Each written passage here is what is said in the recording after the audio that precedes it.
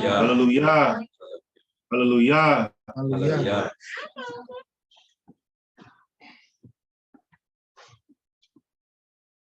Baruch atah Yahuwah, Eloheinu melech haolam. Asher natan Torah. Where met. Blessed are you, Father, King everlasting, giver of Torah and truth.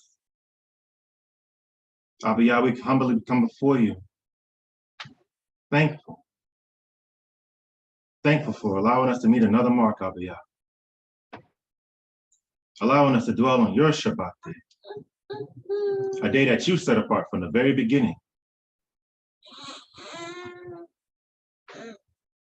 We give thanks and honor and praise, Abiyah, to your most Qodeshiym name. We thank you for the trials, thank you for the lessons, Abiyah, throughout this week, leading up to this moment, Abiyah, giving testimony and giving honor to your most great name.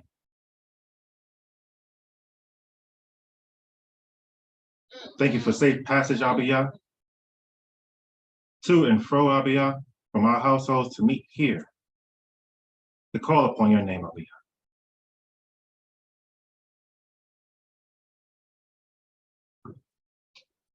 We thank you for your traveling mercies. We thank you for life, prosperity, Abiyah, clothes on our backs, roof over our heads. We thank you for everything. The little things, Abiyah, we are thankful for. The things we take for granted, Abiyah, we are thankful for.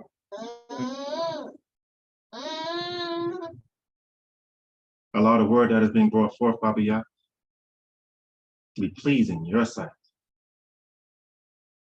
Edifying the souls that are here, Abiyah. Edifying the souls that are listening across the four corners of the earth. And allow us, Abiyah, to come together on one accord, to cry out to you, Abiyah, so that you may hear and see our supplication.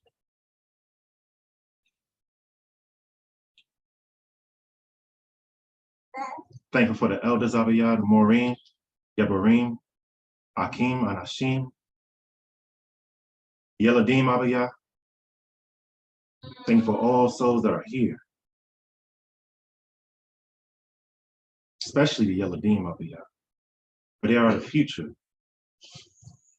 the seed that carries on your word, Abiyah, manifesting in this world, full of darkness, full of hatred, Abiyah. Give us the strength, the ability to teach them, to show them what it truly means to follow in your path.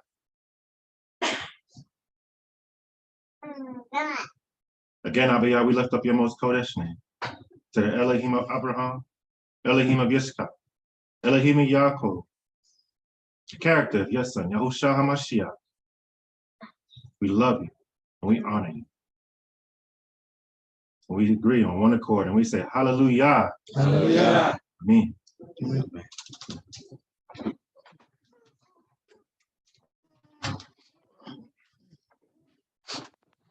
HalleluYah. Now we have the ordinances read by Daud Uziel.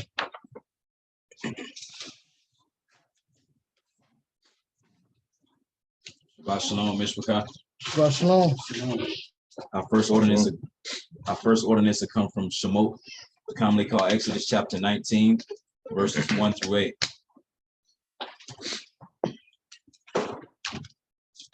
And it reads, in the third month, when the children of Israel were going forth out of the land of Mitzrayim, the same day came they into the wilderness of Sinai, for they were departed from Rephidim and were come to the desert of Sinai, and had pitched in the wilderness, and there Israel camped before the mount. And Moshe went up unto El, and Yahuwah called unto him out of the mountain, saying, thus shalt thou say to the house of Yaakov, and tell the children of Israel, ye have seen what I did unto the Mitzrayim, and how I bare you on eagle's wings, and brought you unto myself. Now therefore, if ye will obey my voice indeed, and keep my covenant, then ye shall be a peculiar treasure unto me above all people, for all the earth is mine. and ye shall be unto me a kingdom of priests and a set apart nation. These are the words which thou shalt speak unto the children of Israel. And Moshe came and called for the elders of the people, and laid before their faces all these words which Yah commanded him. And all the people answered together and said, all that Yah have spoken, we will do. And Moshe returned the words of the people unto Yah. HalleluYah. Hallelujah. Our next ordinance will come from Wa'ikra, commonly called Leviticus, chapter 26, verses 40 through 46.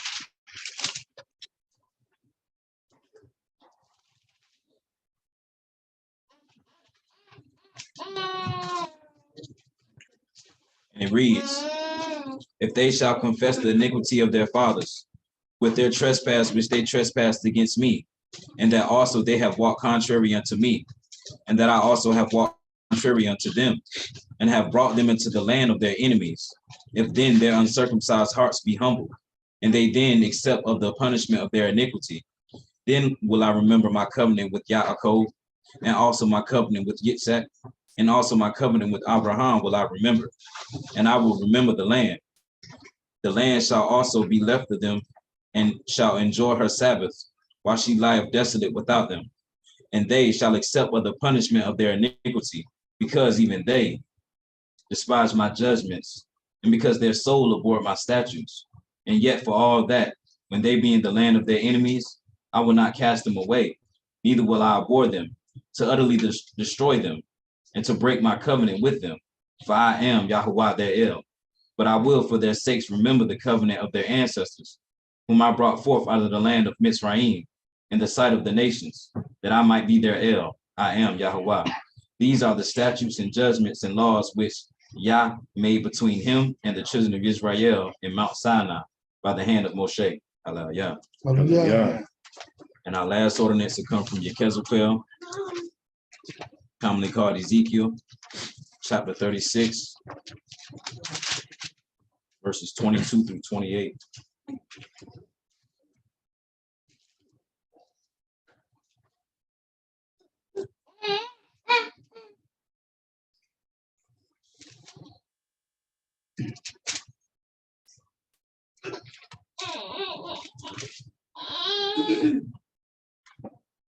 And it reads, therefore say unto the house of Israel, thus saith Adonai Yahuwah, I do not this for your sakes, O house of Israel, but for mine set apart name's sake, which ye have profaned among the nations whither ye went. And I will sanctify my great name, which was profaned among the nations, which ye have profaned in the midst of them. And the nations shall know that I am Yah, saith Adonai Yahuwah, when I shall be sanctified in you before their eyes. For I will take you from among the nations and gather you out of all countries, and will bring you into your own land. Then will I sprinkle clean water upon you, and ye shall be clean from all your filthiness, and from all your idols will I cleanse you. A new heart also will I give you, and a new spirit will I put within you. And I will take away the stony heart out of your flesh, and I will give you an heart of flesh. And I will put my spirit within you, and cause you to walk in my statutes. And ye shall keep my judgments and do them. And ye shall dwell in the land that I gave to your fathers. And ye shall be my people, and I will be your El. HalleluYah. Hallelujah. Hallelujah. Now we'll have the 10 words read by Adon Shema. Shema. I'll be reading from Shemot, commonly called Exodus, chapter 20, starting from verse 1. Again, I'll be reading from Shemot, commonly called Exodus, chapter 20, starting from verse 1. And it reads, Now he spoke all these words, saying, I am Yah the Elohim, which has brought thee out of the land of Mitzrayim, out of the house of bondage. Thou shalt have no other Elohim before me. Thou shalt not make unto thee any graven image or any likeness of anything that is in the heaven above, or that is in the earth beneath, or that is in the water under the earth. Thou shalt not bow down thyself to them, nor serve them. For I, Yah the Elohim, am a jealous Elohim, visiting the iniquity of the fathers upon the children unto the third and fourth generation of them that hate me, and showing mercy unto thousands of them that love me and keep my commandments. I shall not take the name of Yahuwah thy Elohim in vain, for Yahuwah will not hold him guiltless to take his name in vain. Remember the Shabbat day to keep it set apart. 6 days shalt thou labor and do all thy work, but the seventh day is the Shabbat day of Yah the Elohim. In it thou shalt not do any work, Thou, nor thy son, nor thy daughter, nor thy manservant, nor thy maidservant, nor thy cattle, nor thy stranger that is within thy gates. For in 6 days Yah made the heaven, the earth, the sea, and all that in the midst. Wherefore, and all that in the midst, and rested the seventh day. Wherefore Yah blessed the Shabbat day and holiday. Honor thy father and thy mother, that thy days may be long upon the land which Yah the Elohim giveth thee. Thou shalt not kill, thou shalt not commit adultery, thou shalt not steal, thou shalt not bear false witness against thy neighbor, thou shalt not covet thy neighbor's house, thou shalt not covet thy neighbor's wife, nor his manservant, nor his maidservant, nor his ox, nor his donkey, nor anything that is thy neighbor's. Hallelujah. Hallelujah. Hallelujah. Now we'll go into the HalleluYah portion, preceded by my Hallelujah belongs to you, which will be led by Tehillah. Miss Tehillah. Echo. My hallelujah belongs to you. My hallelujah belongs to you. My hallelujah belongs to you. My hallelujah belongs to you. You deserve it. You deserve it. You deserve it. You deserve it. My hallelujah belongs to you. My hallelujah belongs to you. My hallelujah belongs to you. My hallelujah belongs to you. Hallelujah. Hallelujah. Hallelujah. Now it's the HalleluYah portion. Anything you want to give praise to the Creator for, anything that He has shown and revealed to you, to reveal to us, or any way that you want to express yourself, now it's the time to do so. So are there any Hallelujahs? I see Akila, and then we'll go to Shlomo. So I'm just thankful for life. Sorry about us to lose that.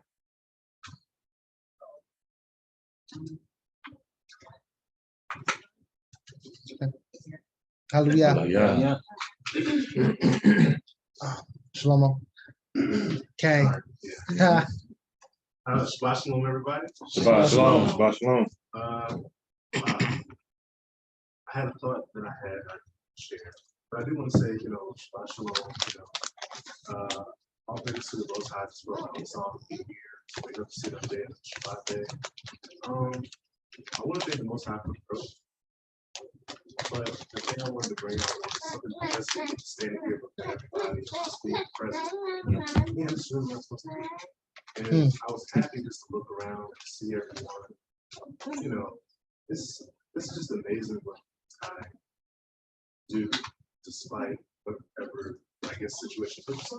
The mercy, the love, the grace that you show. And then when you actually begin to turn to try to change something, once I say that, usually little stuff like that. Stay along. So I want to thank you for it. Because time to time, I needed it for somebody.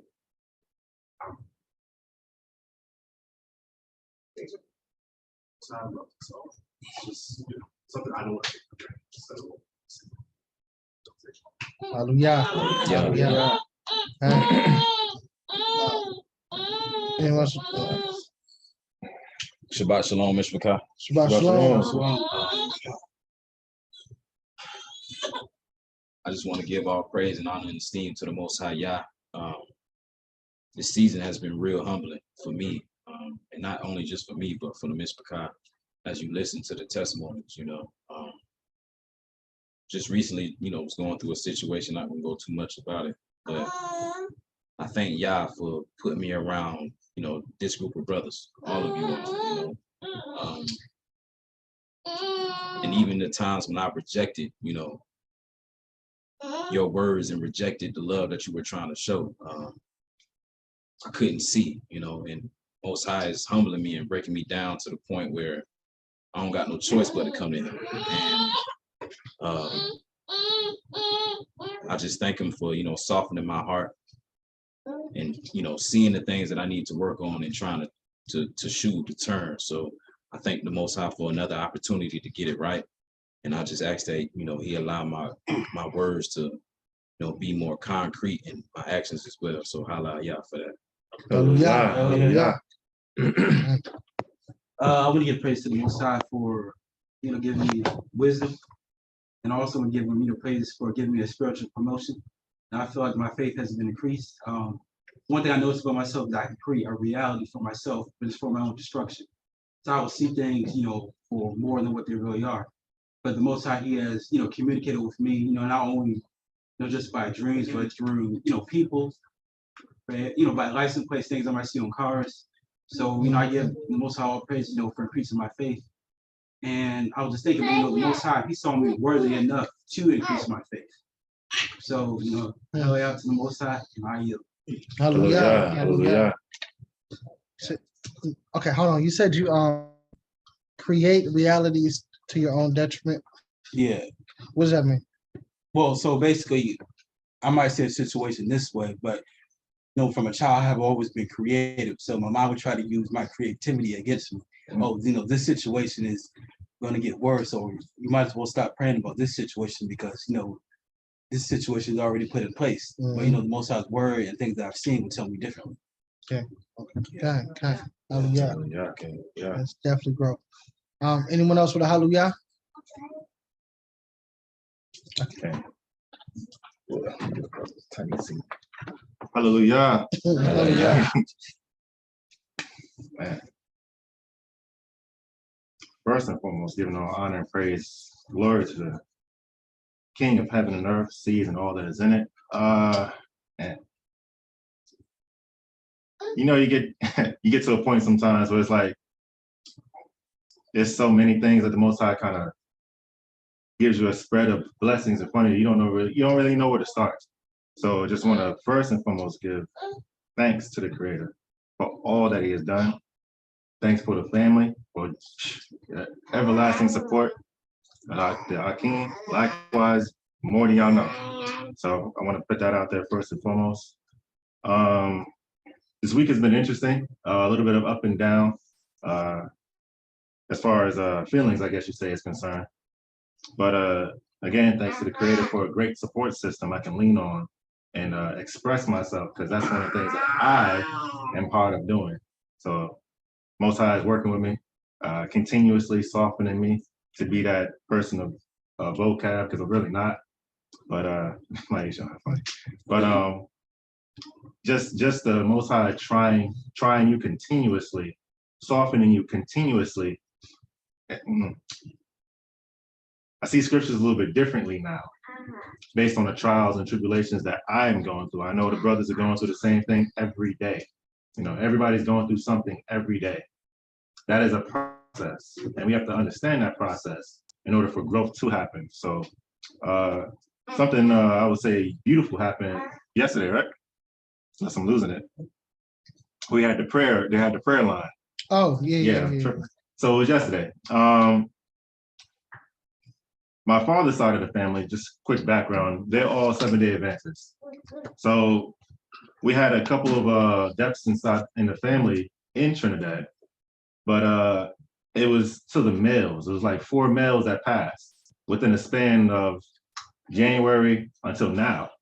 So the eldest out of my family, she was like, she wanted to basically send a petition to the Creator and get a prayer line going. Everybody jumped on. She had asked if we can get more people, myself and my Abba can get more people on the line to pray. So I reached out to some of the brothers, we prayed, and during that time of tefillah, it was really hard to describe. It's really, really hard to describe. You just can feel the ruach there. Even though it was on Zoom, you can still feel it, right? And I wanted to give thanks to the Morehs for jumping on and the elder for jumping on as well. That was from my family giving thanks to you. They never seen that before. They never seen men praying like that before. So it was brand new for them, right? So it's really more encouragement for the Akeem that is here to never stop being on the knees. Do not cease from that, because that's what really gets things moving. Not saying that the women can't make moves, but when they see men actually supplicating themselves in that manner, it creates a different vibration, a different atmosphere that would invite the Creator to come. And it starts with the heads. So I say that to again say Toda Rabah for the family, for y'all support. Thank you. Thank you for that support and for that trying time again. That is a trying time. Again, lost 4 family members out of murders, really. They were actually murders. So this world is getting more wicked by the day. So we have to do everything that we can to continuously show a light to this world, despite everything that's going on. And that's my hallelujah. Hallelujah. Yeah. Anyone else with the hallelujah?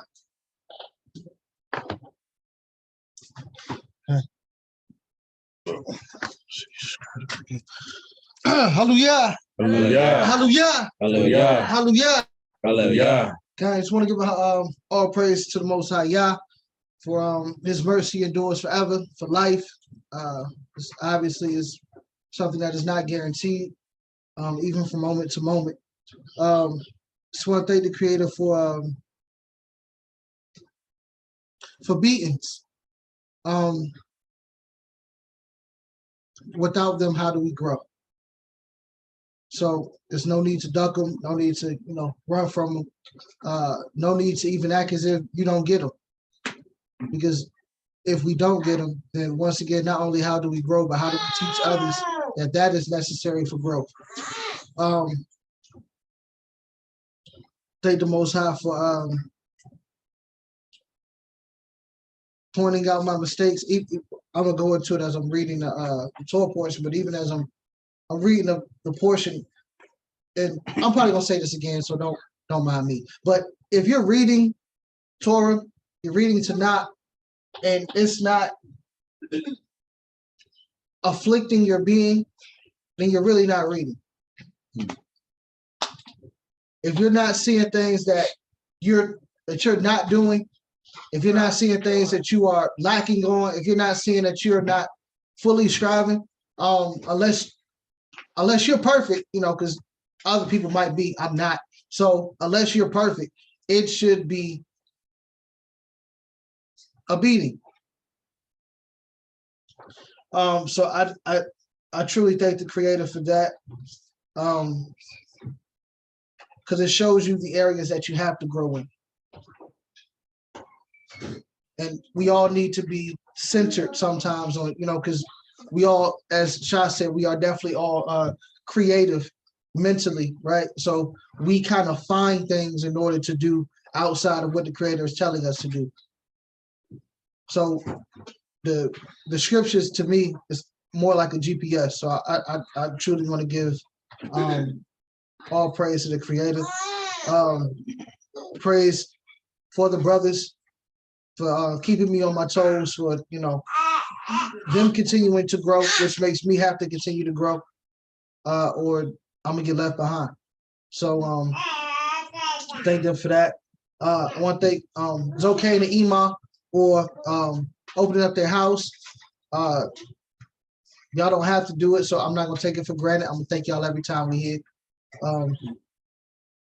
And for this, once we get this on whatever, I just want people to see it online. This is dope. Y'all need embroidery. It's Shabbat, so I'm not gonna talk business. But this is hot. But anyway, thanks okay for that.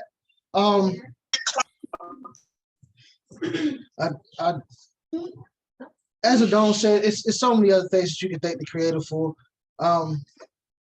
That if you're not giving Him praise, then now we understand why certain things may be lacking in your spiritual, financial, emotional growth. The Most High inhabits the praises of His people, so let all that have breath praise Yahuwah. Hallelujah. Hallelujah. Hallelujah. Shabbat Shalom, Gwenna. Does anybody else have a hallelujah? Okay. Well. All right.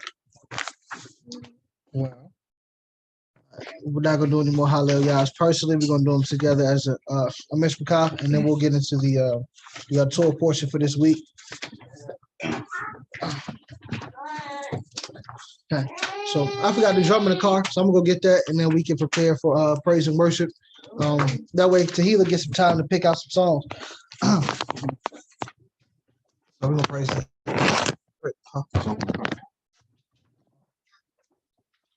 It should be open. I don't really lock that. I don't know what the keys are either. Keys? Oh yeah. They last life. A little bit better. We can stand. She's gonna get that.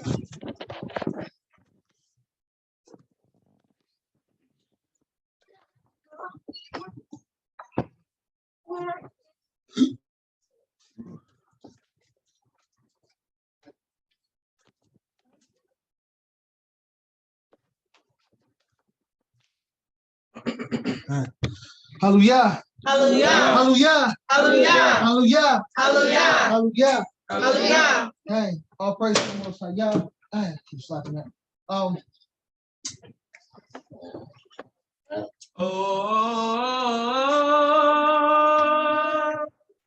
Maya is so.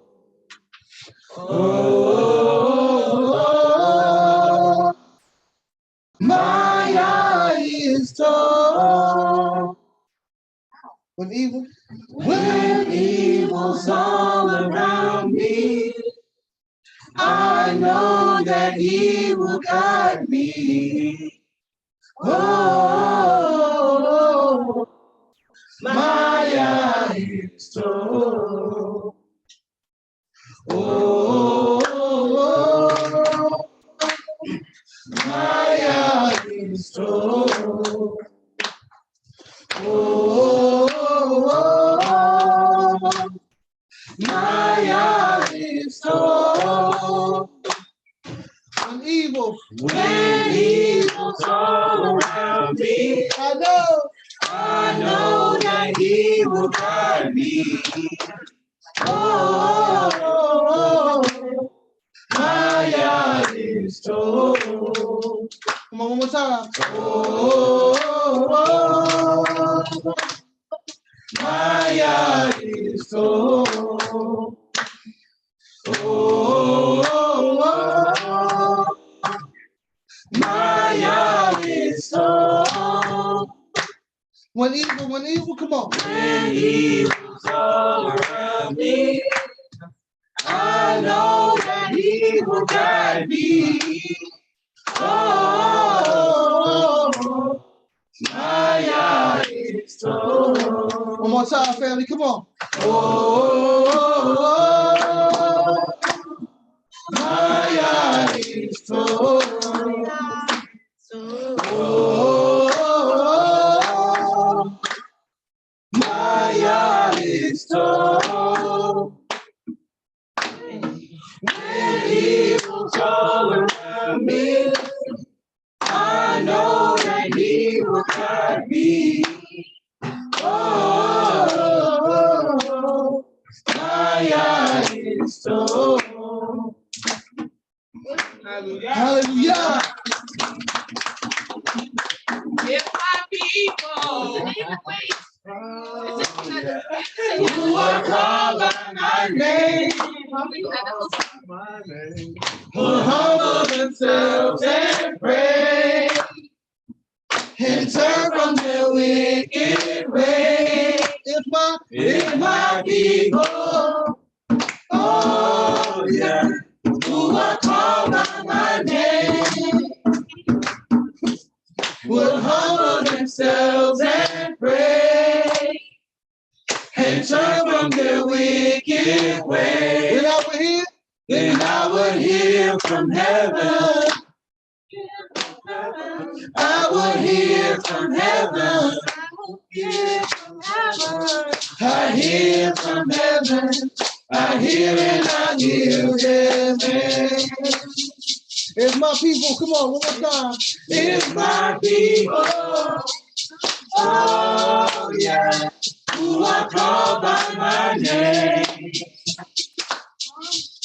would humble themselves and pray and turn from their wicked way.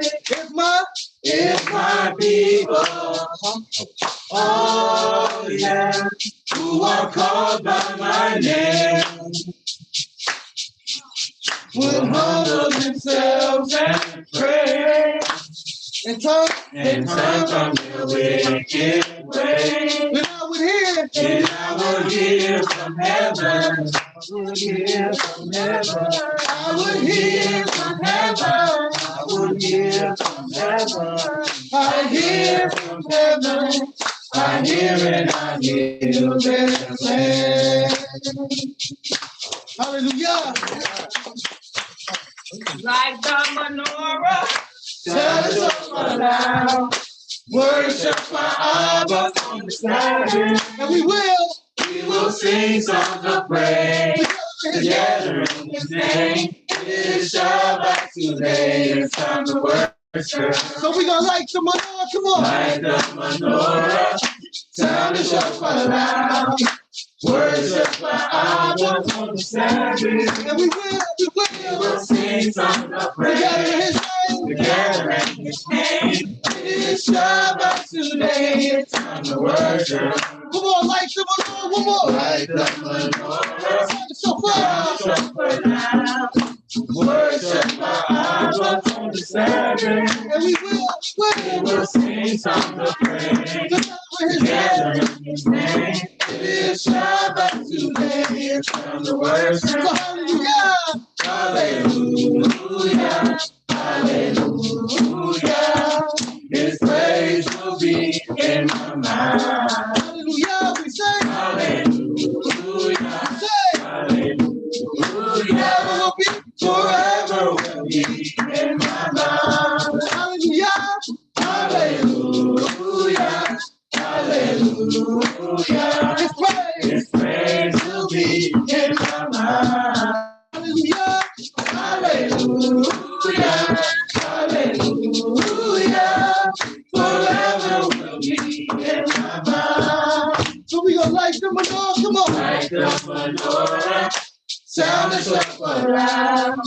Worship our Abba on the Sabbath. We will Sing songs of praise together in His together name. in His name. It is Shabbat today. It's time to worship. One more time. Hallelujah. Hallelujah. Hallelujah, Hallelujah. hallelujah. His praise. His praise will be in my mind. Hallelujah. We say. Hallelujah, Hallelujah. hallelujah. Forever will be. Forever will be in my mind. So we gonna light the menorah, come on. Like the menorah, sound the shofar loud. Worship our Abba on the Sabbath. And we will Sing songs of together in praise His name. together in His name. It is Shabbat today. It's time to worship. It is Shabbat, we say. It's Shabbat today. It's time to worship. It is Shabbat, we say. It's Shabbat today. It's time One more time. It is Shabbat. It is Shabbat today. It's time to worship. Hallelujah.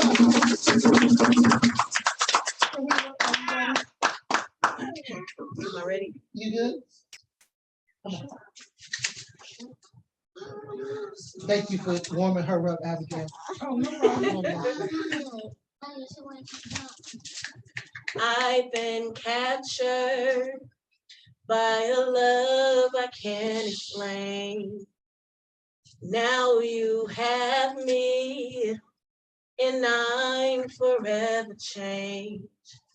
I've abandoned everything I'll ever know, and I surrender. My life is not my own. I belong to you. I belong to you. I belong to you. I've been captured by a love I can't explain.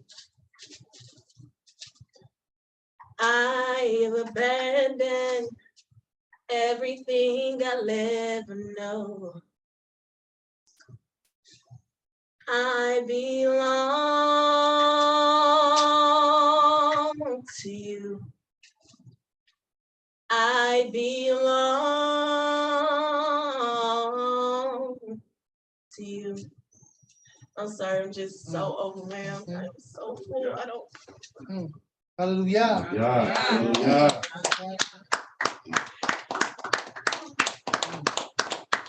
Hallelujah. My life is not my own. To you I belong. I give myself to you.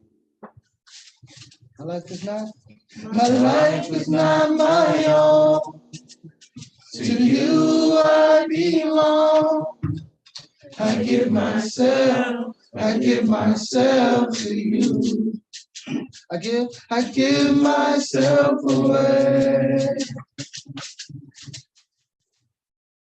Come on. I give myself away so you can use. I give myself away. I give myself away so you can use me. I give myself away. I give myself away so you can use me. My life is not my own. My life is not my own. To you I belong. I give myself to you. My life is not my own. My life is not my own. To you I belong. I give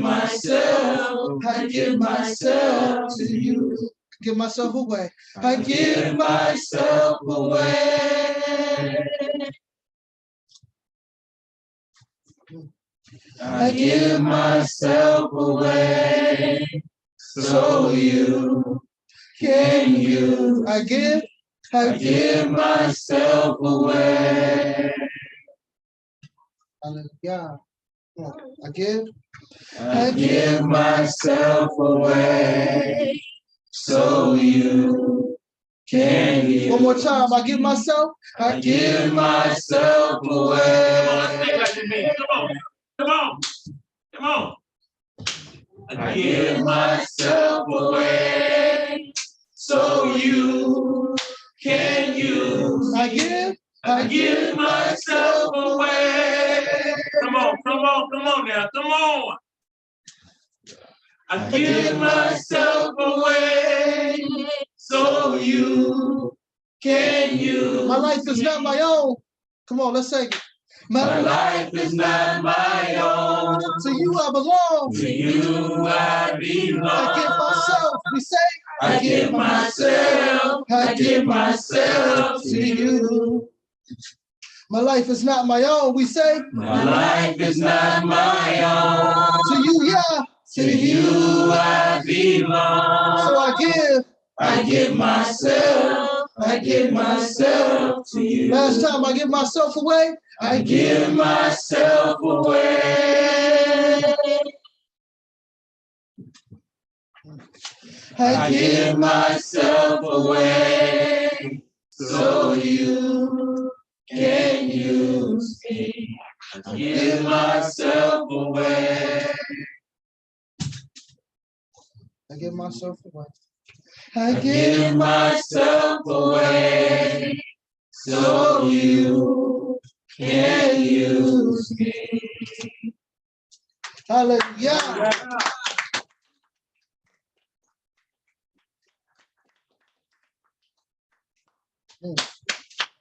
Yeah. Hallelujah. Keep us in your hand and under your wing. Keep us in your hand and under your wing.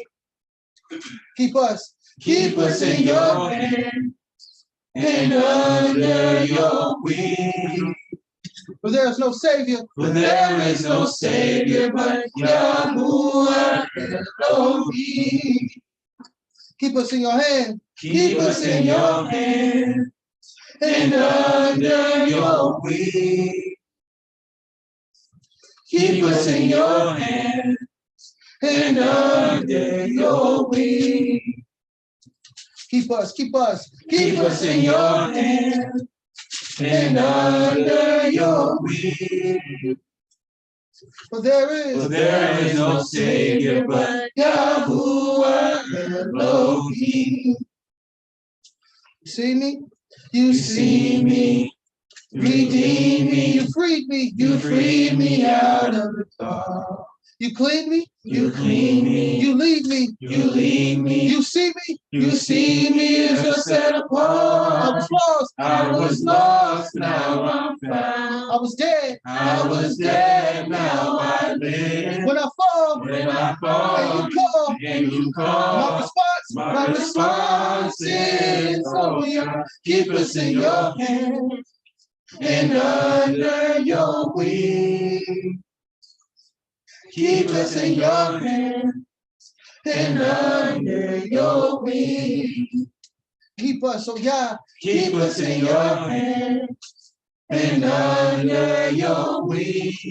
For there is no Savior. There is no Savior but Yahuwah Elohim. Keep us in your hands, oh yeah. Keep us in your hand and under your wing. Keep us in your hand and under your wing. Keep us in your hand and under your wings. and under your wing. For there is no Savior. For there is no Savior but Yahuwah Elohim. You see me. You see me, Redeemed me. redeem me, You freed me. you freed me out of the dark. You cleaned me. You clean me, You lead me. you lead You me, see me, oh you yeah. see me as I set apart. I was lost. I was lost, now I'm found. I was dead, oh yeah. I was dead, now I live. When we fall, When we fall, and you call, and you call, our response, our response is, oh yeah, keep us in your hand and under your wing. Keep us in your hand and under your wing. keep us in your hands. Keep us in your hand and under your wing. For there is no Savior. There is no Savior but Yahuwah Elohim. There is no Savior. Come on. There is no Savior but Yahuwah Elohim. One more time. There is no Savior. There is no Savior but Yahuwah Elohim. Hallelujah.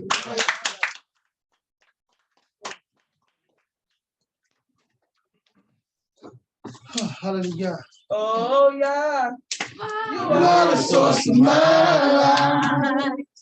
Oh yeah, you are the source of my life. Oh yeah. Oh yeah, You are. you are the source of my life. And there is none. And there's none like you. Come on. Oh yeah. Oh yeah, You are. you are the source of my life. Oh yeah. Oh yeah, You are. you are the source of my life. Oh yeah. Come Oh, yeah. You are the source of my life. There's none like You. For you are El. you. Are You El. are King. You are King. You are author and creator of everything. Author and creator of everything. Great I am. The great I am. You are Worthy of all esteem. living in the valley by my side. In the valley by my side. Never let me find. Oh, yeah. You are the source of my life. Oh, yeah. Oh, yeah. Oh, yeah. You are. You are the source of my life. Oh, yeah. You are. Oh, yeah. You are the source of my life. And there's none. And there's none Like you. Oh, yeah. Oh, yeah. We say.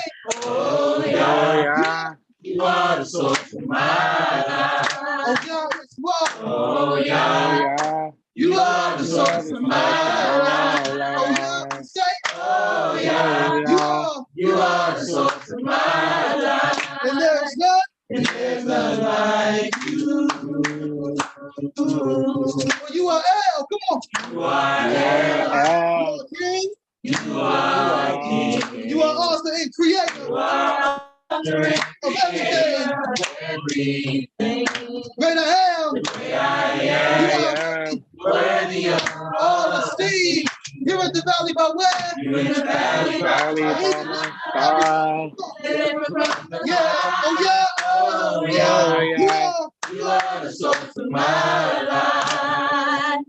Oh, yeah. You are the source of my life. Oh, yeah. You are the source of my life. And there's none.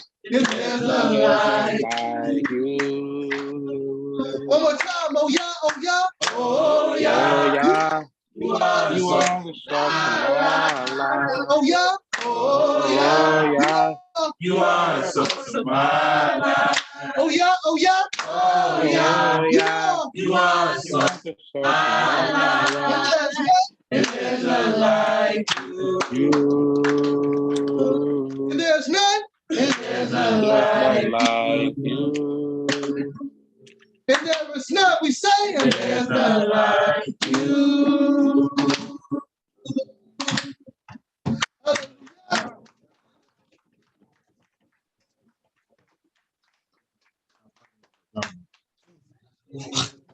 Hallelujah. You got another one to hear? We worship you, Almighty Yah, and we worship Okay, my fault. your name. We honor you. We honor you. Right back, but I want you to say.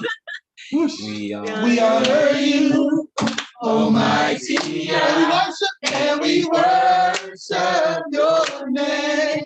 We worship you. We worship you, Almighty God. Almighty And we Yah. magnify your We praise. magnify your praise. We give you praise. We give you praise, Almighty God. Almighty For Yah. without you. For without you, there's no one. And we are We are grateful. We are grateful. We are We are grateful. We are grateful. We honor you. Come on. We honor you, Almighty God. Almighty And we Yah. worship. And we worship your name. We worship you. We worship you, Almighty God. Almighty And we Yah. magnify your And we praise. magnify your praise. We give you praise. We give you praise, Almighty God. Almighty For Yah. without you. For without you, there's no life. And we are We are grateful. We are grateful. We are We are grateful. We are grateful for your love, for your love, for your truth. for your truth. Yeah,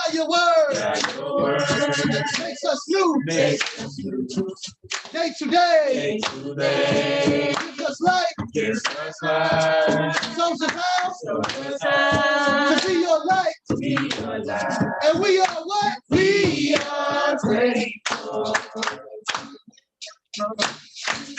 We are grateful. We are We are grateful. We are grateful for your love, for your love, for your truth, for your truth. God, your word By your word, makes us new. makes us Make new. us new. Day to day, Day to day, gives us life, gives us life. shows us how Shows us how to be your light. be your light. And We are grateful. We are grateful. we are We are grateful. We are grateful. I am grateful. I am Grateful. I am grateful. I am grateful. I am grateful.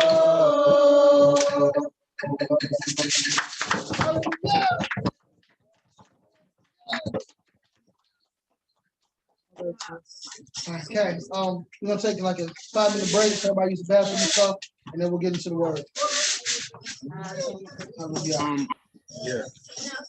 Can anybody hear me? Huh? Yes. Okay, because I was singing. I just wanted to make sure I was a part of the, the singing. That's why. Yeah, we heard you on that. We heard you say it too. Okay, all right. Yeah. Okay. Valerie and G. What's your ETA? I'm outside right now, but I'm unsure if this is the house though. I can walk out there. Well, you probably shouldn't be outside somebody. Yeah. Kiss somebody. Shot coming. Hold on now.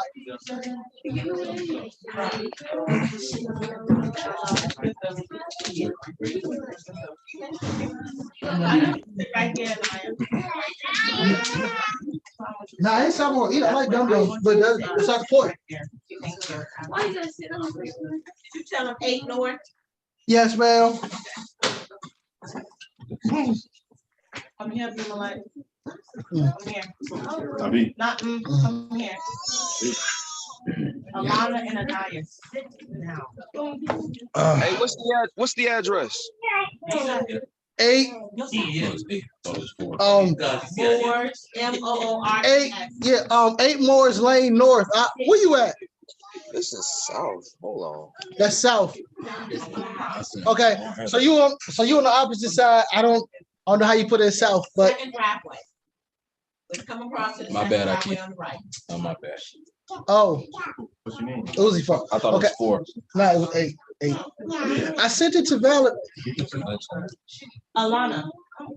I sent it to his e-shot. That means that y'all didn't coordinate that well, but it's okay though. We'll wait for y'all to get over here. No. It's right across the other side. It's right on the other side, okay? It's right on the other side. Shabbat shalom, Toy.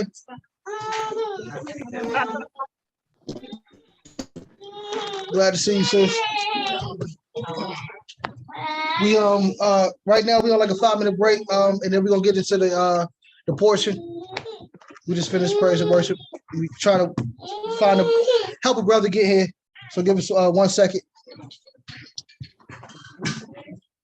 Shabbat shalom, Code Gwyneth, Aaron, Eliezer.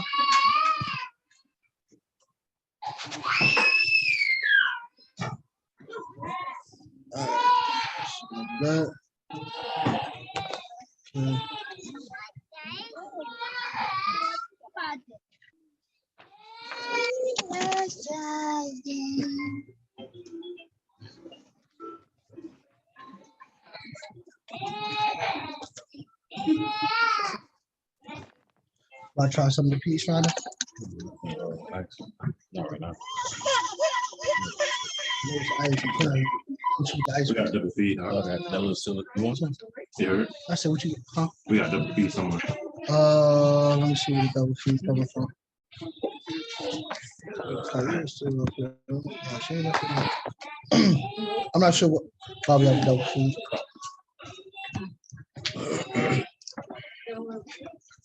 He was asking where I got the ice from, like from or Nah, for what? yeah, for what? Oh, just some water.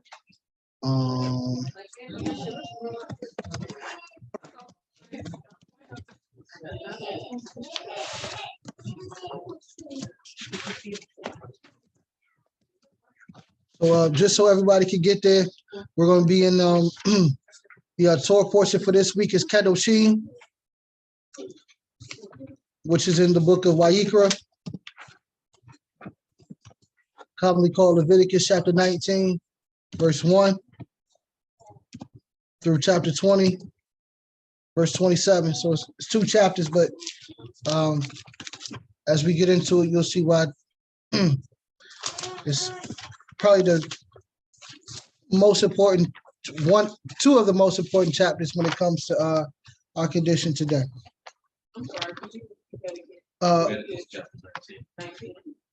Vayikra, commonly called Leviticus Chapter 19. And we're gonna start at verse 1. Just trying to wait on the brother to get back, Shashamar, since he stepped out to help.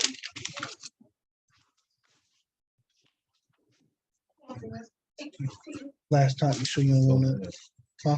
I'm good. All right. I'll say some though. Hey man, come on. You say Aro? Now I'm talking about oozing the juice. What? You said what? Ain't never had one. I don't know what Aro I'm talking about.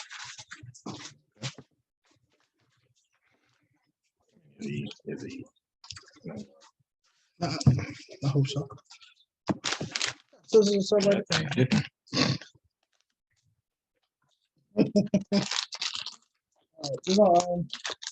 Trying to wait on him. Yeah. Dahlia, separate yourselves.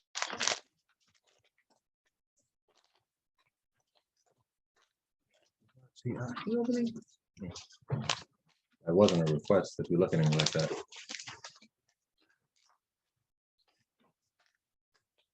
Like that, man. I got lotion on my hand. Aisha about to sit right there. Aaliyah, come to the front. Oh no, I saw looking for you. See that? Look for her, see.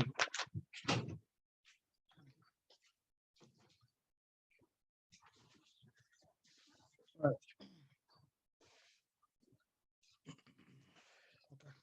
right. So while we wait, now to ask some questions. One, what does Qodeshiym mean or Qodeshiym? Nobody had to type it. Jeez, okay.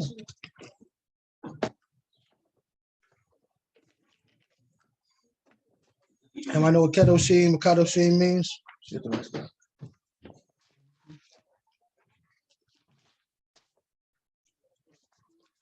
Don't touch it, Zaire.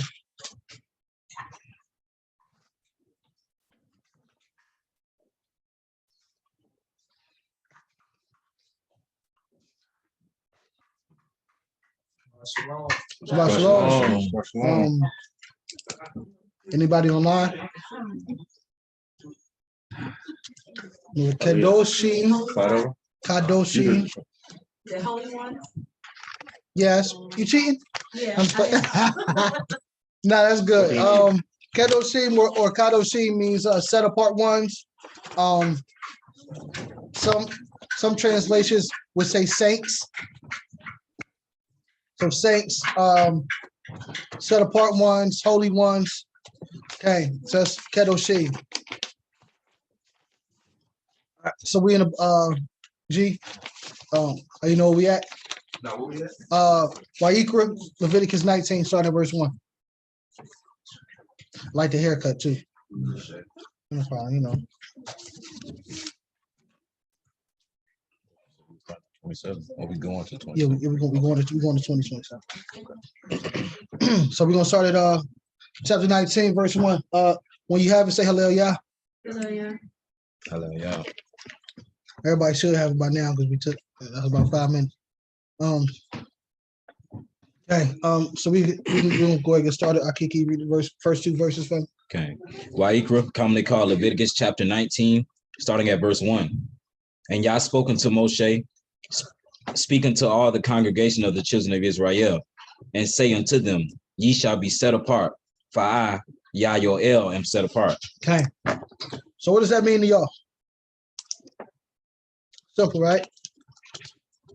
It's really only the second verse. The Most High spake unto Moshe, saying, speak unto all the congregation of the children of Israel, and say unto them, ye shall be holy, for I, Yahuwah, your Elohim, am holy.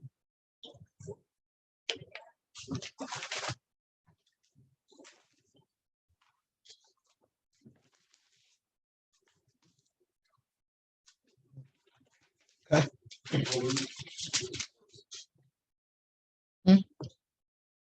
Yeah, go ahead. Oh, so that speaks to me in the way that that's imperfect. What's I call it imperfect, like he is perfect. Okay. Okay. So in that regard, right? You said in an imperfect world, he's called us to be perfect like he is perfect. So what is that saying about your state right now? It says that we're not unique to be, and apparently 2,000 years ago, 3,500, that was written. It wasn't the case at that point. Okay. Okay, absolutely, Shalom. So he said, in an imperfect world, he's called us to be perfect like he is. And that's exactly what what it was saying to me is you shall be, for I am. It's kind of like a parent talking to a child, like based on my status, you have to live up to this status. So you shall be what I am. Now, how do you do that? First, we need to know what the standard is. Ooh. Say that again from the back. I can't hear you. First, we need to know what the standard is. Oh, so first you need to know what set apart or holy is before you can strive for it, right? So from the beginning, Yah is commanding us to strive for set apartness. It is not a request. He said you shall be. So that means that that's something that you should be constantly seeking after is how do I become set apart? And as Abigail said, if you don't know the instructions on how to do that, there's no way that you're going to hit that mark. But this particular chapter in this whole portion gives you an outline of things that you can do right now. You don't got to wait for the land. You don't got to wait for, somebody to crack the sky. You don't got to wait for nothing. You can do everything that he about to tell you right now. Can you read verse 3 and 4, Akeem? Verse 3. Ye shall fear every man his mother and his father, and keep my Sabbath. I am Adonai your El, or Yahuwah your El. Turn ye not unto idols, nor make to yourselves molten gods. I am Yahuwah your El. And if ye offer a sacrifice, okay, 3 or 4. Turn on. Okay. And then we're gonna read 5 to 8. 3 to 4. So the first step is what? Why does he start off with that? You shall be set apart, for I am set apart. And the first thing he's talking about is your parents and his Shabbat. Why in that order? And why is he talking about that? I mean, as a child, you really wouldn't understand what it looks like. You have to kind of see it emulated in your mother and your father. Okay.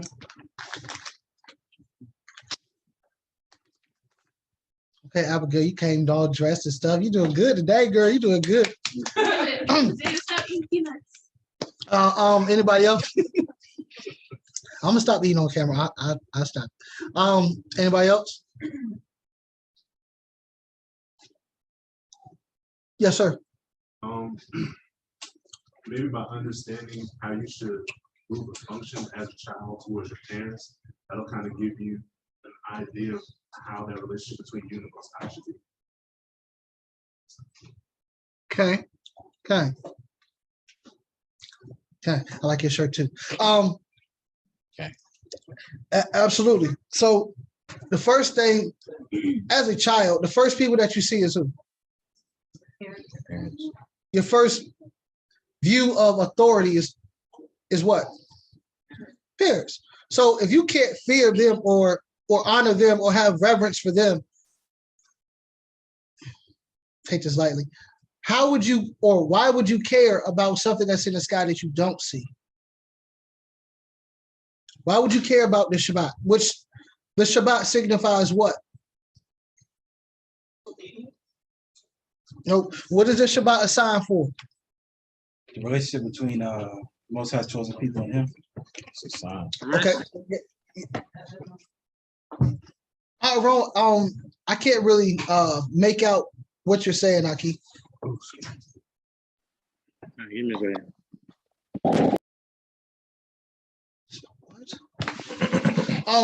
You said what, Shah? Oh no, I said it's a sign between the Most High and his chosen people. Okay. Shabbat. But what is this Shabbat? No, Shalomo. What is it for? Why do we keep Shabbat?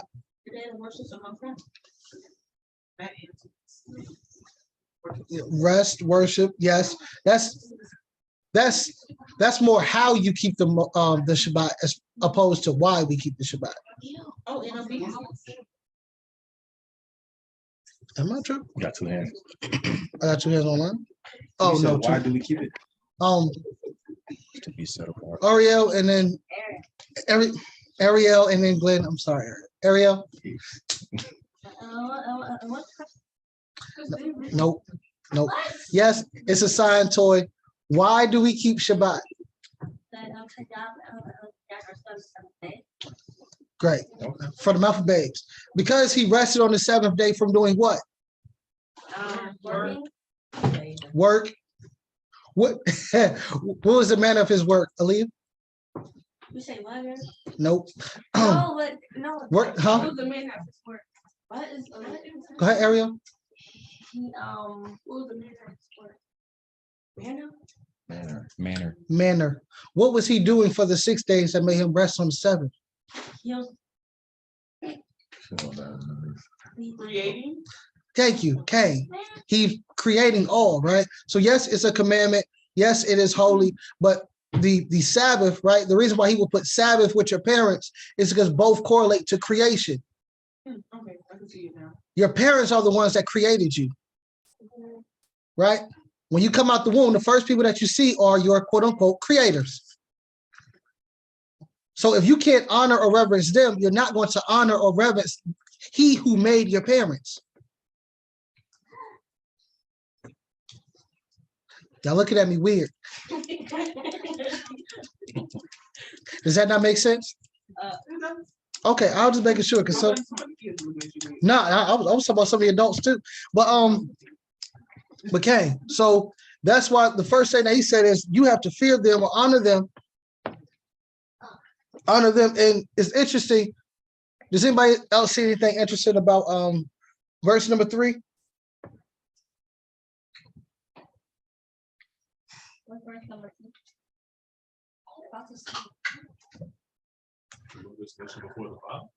Yes, Cain. Got it. The Emah is mentioned before the Abba. Now, usually in culture and when men are having their chest stuck out and stuff like that, we always think that the man comes first, right? But for some reason, the Creator said, "You shall honor or fear your mother, and then your father, and then worry about my Shabbats." Why is that? Well, Come on, I want the mothers to speak because this is for you. The mother raised kids, so that's the first line of order that the child. I said the mother's okay, but you're right. You're right. It goes down like you're your parents. That's your mother. I was gonna say what Ezekiel said, but he said it real fast. Okay, the mother is the one who you come out from the mother. They say mother's baby, father's maybe, because sometimes the father isn't there, but you know who your mother is. because that's the one that's definitely from birth. You're going to be in her arms. If she's breastfeeding, she's going to feed you. Even if she's not, if you're not on the boob, she's still going to feed you the bottle. She's the one that usually gets up at middle of the night, so on and so. She's the one that is the one that takes care of you. Okay, she's the one that nurtures you. So if you don't feel the one that nurtures you, then you're really not going to care about the father who participated in the, baby making process. Then you're really not going to care about the one who created them. So the first step of being set apart is understanding the order of things. It's funny, it's with Mama Abba to the creator, when usually we think it goes the opposite way. But growing up as a child, if you don't honor your mother, then there's no way the father, there's no way of the creator. And he said, do not turn ye unto idols. That word for idols is elim, which means good for nothing. Don't turn to that which is good for nothing. That is worthless. That definition also has to do with shepherds or the heads of households. Just to, throw that out there. So don't deal with that which is worthless. You deal with the creator, which is why it follows right after that, which is why he says, I am Yahweh Elohim. I am the one who does these things. So you don't need to turn. Why would you leave something of value to go to something that is worthless?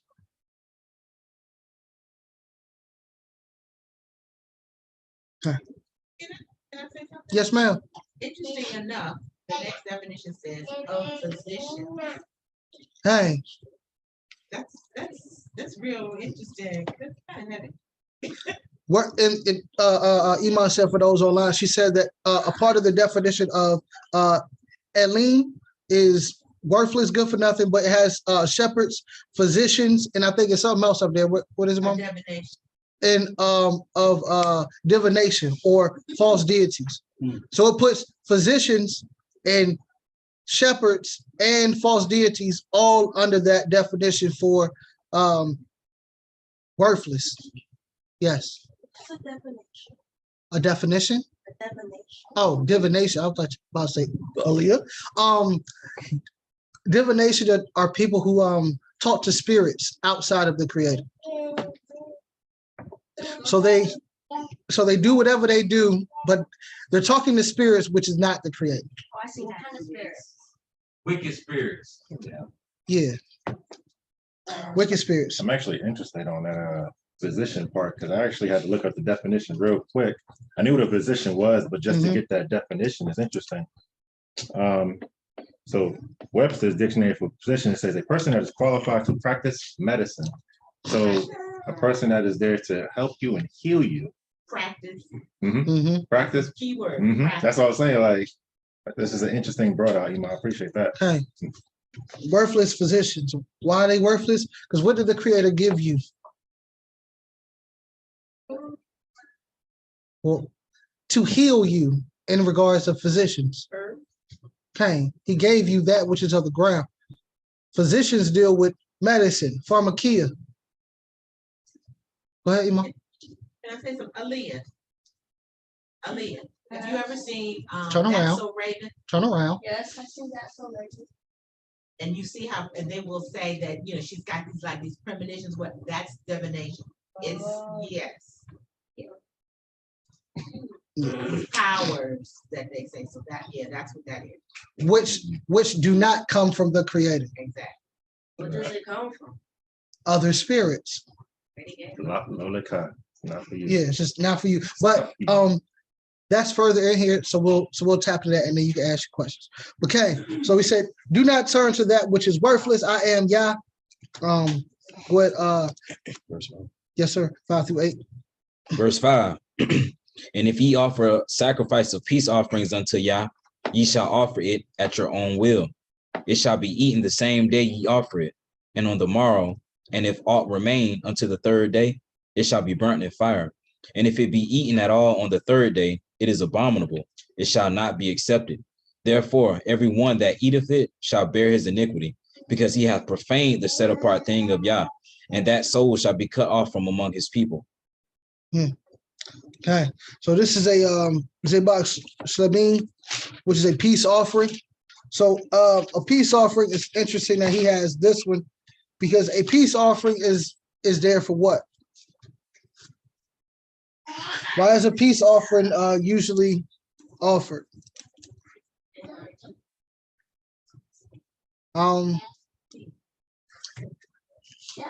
That's more of humility, in a sense, yes. So so this offering, right? Just to give more back context, this offering is eaten by who, Yosef? You, the one that gives it. And who else? The priest. And who else? Yeah. Okay. So this offering is eaten by everyone involved. So of course the creator doesn't eat, but it's burnt to him, so he gets the fat or the choice parts. Then you, as the one who gave it, and your family. So this is a festive offering. It's given by your free will.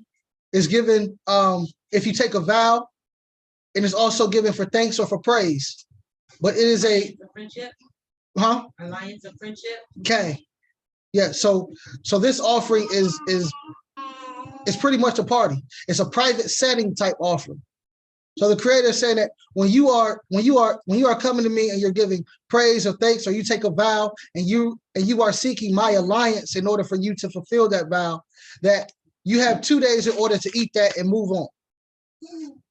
On the third day, it's an abomination, and that friendship or that olive branch that you just extended is no longer accepted. So that's the peace offering, which is interesting because it is communal. Now, right after the communal offering, now it goes into more items of communal thought. Go ahead, Akeem. Well, once you're done writing, go ahead, you finish it. Verse 9. Verse 9. And when ye reap the harvest of your land, thou shalt not wholly reap the corners of thy field, neither shalt thou gather the gleanings of thy harvest, and thou shalt not glean thy vineyard, neither shalt thou gather every grape of thy vineyard. Thou shalt leave them for the poor and stranger. I am Yahuwah your El. Okay, so of course we went over this last week in regards to when you should eat and when you should not eat, or the week before that. But we just went from an offering of a private setting with you, your creator, and the priest. Now we're talking about what is yours on a day-to-day basis. So on a day-to-day basis, you are to make sure that everyone is what? Everyone is taken care of, everyone is fed. So you went from in-house, right, with you, your parents, and the creator, making sure that nothing else comes in between that union, right? Then the Zebach Shlemim, or peace offering. So you are now creating bonds with the creator. And now as you leave your house, now you have to make sure everyone is taken care of. Yes. Oh, it's just a peace offering, baby girl, peace offering. So now you're making sure everyone is taking care of the poor and the stranger. Okay, now can you read 11 and 12? Verse 11. Ye shall not steal, neither deal falsely, neither lie one to another, and ye shall not swear by name falsely, neither shalt thou profane the name of thy El. I am Yahuwah. Okay. So it said you shall not steal, which we all know what stealing is, right? To move, to take something that which is not yours in stealth. So to do it secretly. So to do it behind somebody's back. So like when Aaliyah takes my cookies when I'm not looking, that's stealing. Anyway, neither shall you deal falsely. So the aspect of dealing falsely and lying, why are those not the same thing? Or why does the creator separate those two? I think because you can steal from somebody, but then you can like make like a false deal. Like I can deceive you by like maybe making a deal with you, something like that, and that would be creating a situation where I'm dealing falsely, like an underhanded deal. Okay. It's more so to deal falsely is more of based on your actions. So that's like you're dealing with someone in a way to where you are, let's say I offer you to buy some gold, but I know it's fake. I am now dealing falsely with you. On the streets, you know, you get sugar instead of the real thing. Or some paprika, but that's not important. You get you get something that is not what you are bargaining for, right? Or not what you asked for, and I know that. That's dealing with you falsely. When a lie is doing the same thing, but that's just with your mouth. So one is through your actions, and the other one is through your words. So he's saying don't deal deceitfully either way. Because in both of those ways, you are stealing. Yes, Taylor. To bargain is kind of like to make a deal. So I give you this if you do this. That's a bargain. Okay. You shall not swear by my name falsely, neither shall you profane the name of Elohim, I am Yahweh. So you shall not swear, which means that you do not make a vow that you are unsure that you can fulfill. Simple. In the name of the Creator. So I swear by the name of the Creator that I will do, knowing that you are not going to be able to do it. Something happens, that's different. But you knowingly saying that or doing that, that's swearing falsely by the name of the Creator. That's profaning his name. Verse 13, Akeem. Verse 13. Thou shalt not defraud thy neighbor, neither rob him. The wages of him that is hired shall not abide with thee all night until the morning. Okay. So I have here, don't play Godfather. Godfather, the movie, don't worry about it, it's way before your time. In terms of, so that word defraud is to extort. So don't extort, don't deal with your brother violently, get deceitfully, so on and so forth. So the Most High is going from stealing or doing things subtly or stealthily to just you outright strong arm. So don't do it in secret, and don't, run up on somebody in the ski mask, ask for their PIN number. The wages of him that are hired shall not abide with thee all night until the morning. That's selfish. That's not for like hourly workers who have signed a contract to get paid bi-weekly or something like that. That's when somebody comes to do a job for you and you be like, look, you come cut my grass, I give you $10, and then you don't give them the $10 after they cut your grass. You say, come back tomorrow. If you have it, then you need to give it to them. So this is for daily or yearly pay. So somebody who works on a daily basis. All right, main one, number 14. Read that, Akeem.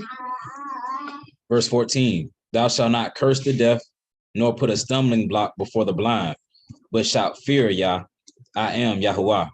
What does that mean? Don't curse the deaf, nor put a stumbling block before the blind. What does that mean? I mean, if I yell at a deaf man, can he hear me? So what does it matter?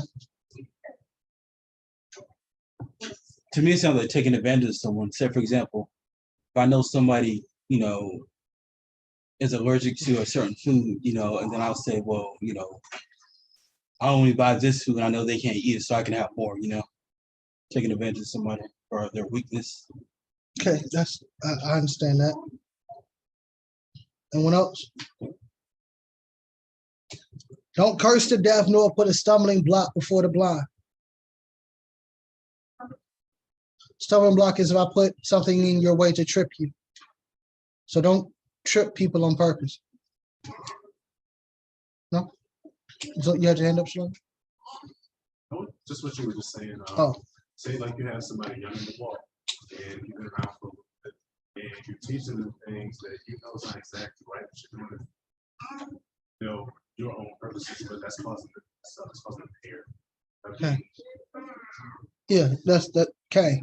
So cursing the deaf, right? So that's to tell somebody who's not in the walk to do something that just because they're not in the walk, you think that it doesn't matter if they do it or not. So you walking down the street and you tell them, well, if I was you, I'd just go up there and just take his money then, because you know that he's a street dude. Knowing that if he was in the walk, you would not give him that advice. So you are cursing somebody because they have not heard the voice yet, or because they can't hear the voice. They are deaf spiritually. So because they are deaf, now you are putting something in there. You are speaking words to them, or you are doing something. You are putting something before them that will make them stumble. So if I know that, I like to drink, but I say I'm not drinking no more, and Uzi and Yosef, they come over with a whole bunch of wine. You're putting a stumbling block before me.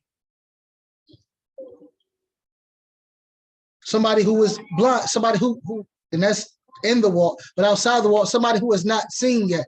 So for instance, there was I was talking about this particular mitzvah online, and a lady was like, yeah, I almost did that, because it was somebody gave her a plate, right, like to take home. So somebody gave her some ham sandwiches to take home, but she's in the walk, so she was like, I'm not gonna eat this. So then she was on the street and she saw somebody homeless, so she was going to give it to them. But she was like, I can't do that, because then what if tomorrow, now she's a part of the walk? Then she'll remember me in the walk, giving her something, knowing that she really shouldn't be having it. So that word for curse is kalal, which means to make light of. So because they are not like you, you don't really care about them. So you treat them differently because they are not like you than you would somebody because they are like you. That's against Torah. So when you see, and I love my brothers, but when you see brothers who are on the street corner and they are barking at our sisters, or they talking about our brothers, and they are making it, well, you a devil and you going to hell, and why you with that white devil, and so on and so forth. All of those things are breaking this one command. They are breaking this almost consistently, because they are cursing those who are deaf to keep them in state of being deaf, and they are constantly placing stumbling blocks to where even if they wanted to hear you, based on the way that you're presenting it, I can't take it. This is one that we have to be careful of, because we will do it subconsciously. Oh, they not in the walk, it don't matter.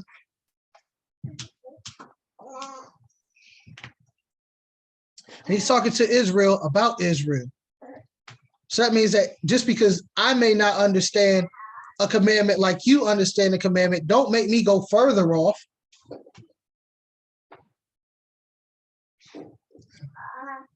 Go ahead, 15, Akeem. Verse 15. Ye shall do no unrighteousness in judgment. Thou shalt not respect the person of the poor, nor honor the person of the mighty, but in righteousness shalt thou judge thy neighbor. Okay. Should be self-explanatory. You don't be partial to somebody because they are in a bad situation, or don't be partial to somebody because they can help you out in your situation. You have just weights and balances, which the Creator will reiterate as we continue, which goes back up to verse 14. This is right after verse 14 for a reason. Because they are not in the walk, you are pitying them, or it's about how you judge a matter. You judging the matter. Okay, 16. Verse 16. Thou shalt not go up and down as a talebearer among thy people, neither shalt thou stand against the blood of thy neighbor. I am Yahweh. HalleluYah. What's that mean? Nope, not you, Shalomo. Yeah. Okay. Absolutely. That word talebearer is rakil. That means slanderer, a talebearer, an informant. Yes. Does it mean a tattletale? No, not necessarily. Yeah. Why not? I'm gonna teach, huh? A slanderer is somebody who, as they say, throws dirt on somebody's name or talks about a person in a bad manner. So like, yeah, I wouldn't go talk to him. He always trying to take something from somebody. Or he not gonna understand. He's stupid. Yes, Mhm. but it doesn't have to be false or untrue. It can be true. That's why the aspect of talebearer is in it, because you are speaking on somebody else's business when it doesn't concern you. You ever have somebody talk about somebody or come to you and talk about somebody, but they're only giving you information just so you can have the information? Just because they can't seem to be quiet and hold it in? They're like, woo, hey, look, guess what I heard? I heard, and shoot. All right, I'm gonna holler at you. Like, what you tell me that for? I just, yes, sir. So most of the time, when people do that, they only deliver that kind of message that somebody want to hear. Yes, sir. Because when you find out that the person that you told it to is not interested in that, they shut you down. That's not my problem. I don't want to hear that. Okay. Find somebody that's the cat that tracks to. Which is why I said, neither shall you stand against the blood of your neighbor. For that part is okay. So if your ear is always open to it, if you're the one that somebody can always run to, shoot, well, if Uzi won't hear it, shoot, I know Glenn want the latest gossip. I know he want to know about Shorty over there. Yeah, Shorty over there. I know he want to know about it. So let me go tell him. So either you're the talebearer or you're the one that's being told the tales. Either way, you're in violation. Because if you're talking about somebody without a solution to bring them out of it, what is your purpose for it? That leads to you killing them spiritually. That it is a journey. How do you kill somebody spiritually? It's very simple. You continuously kill their morale. If I call you stupid every day, for a period of time, you're just going to think you stupid and you can't do anything. That's why we have to watch our words. And if I go around and tell everybody, yo, Aaliyah, she ain't the brightest star in the sky. Now everybody's gonna look at you when you come into the room like, that's her.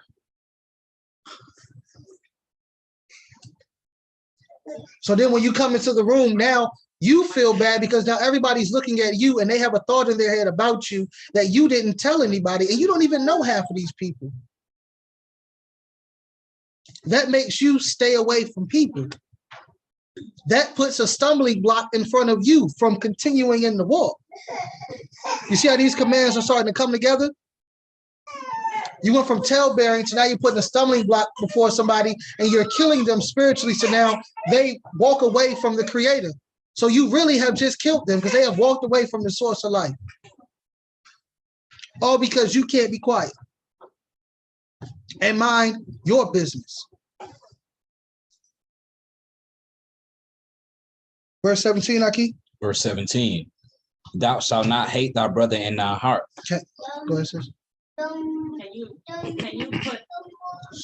Can you let's say you're the type of person that put a stumbling block. Like, let's say I come to a connection, right? And I feel like I can't fit. I don't fit. Mm-hmm. And I guess talebear within myself. Not think that picture of myself. Yeah, you can, but that wouldn't necessarily be talebearing. You would just be lost in your imagination. But yeah, that wouldn't necessarily be talebearing is going, and it said among your people, right? So you're telling multiple people this. It's not just one person. This is your job. What about people that's not in the wall? What, being a talebearer? Yeah, like let's say you're in the wall, but you're like going out of people that's the wall. Like, I wasn't. It's the same thing. Okay. Because what if they see you? Or what if they decide to come to a feast day or something like that, and they be like, oh, that's the girl you was telling me about. Like, what? I don't even know you. A rakil is not just a person who does it once. This is the reason why they wake up in the day. They waking up to tell you about somebody else's business. That's their purpose. Is to talk about something that has nothing to do with them. They the ones who read the tabloids. They the ones who watch the Wendy Williamses and stuff like that. That's them. If you know them, stay away from them because they're gonna get information on you and your information gonna be in the street. That's why the person who listens is probably the silliest one. Because they're gonna talk about you too. Anyway, verse 17 is what, Akeem? Thou shalt not hate thy brother in thine heart. Thou shalt not in any wise rebuke thy neighbor, and not suffer sin upon him. How can you hate your brother? Why is this a command? I thought this was more New Testament. That if you heard don't murder, but I say even if you have hate for your brother, then you have murdered him. I thought Yeshua came up with that. That's crazy. He said, don't hate your brother in your heart. How can you get in trouble for that? How do I know what's in somebody else's heart?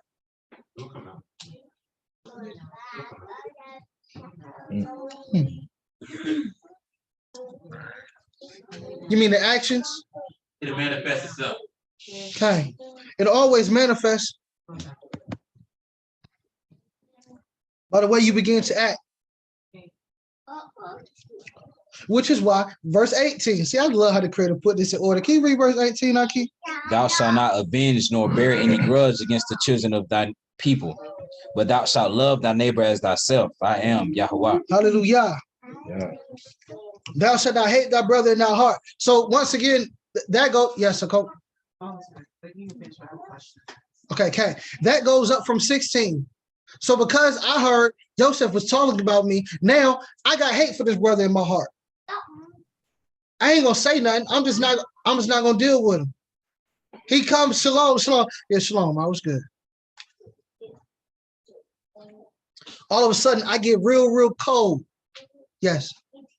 So with saying that, say for instance, a brother or sister has offended you in some type of way, and they never apologize for it, and there is a constant offense, not necessarily a grudge.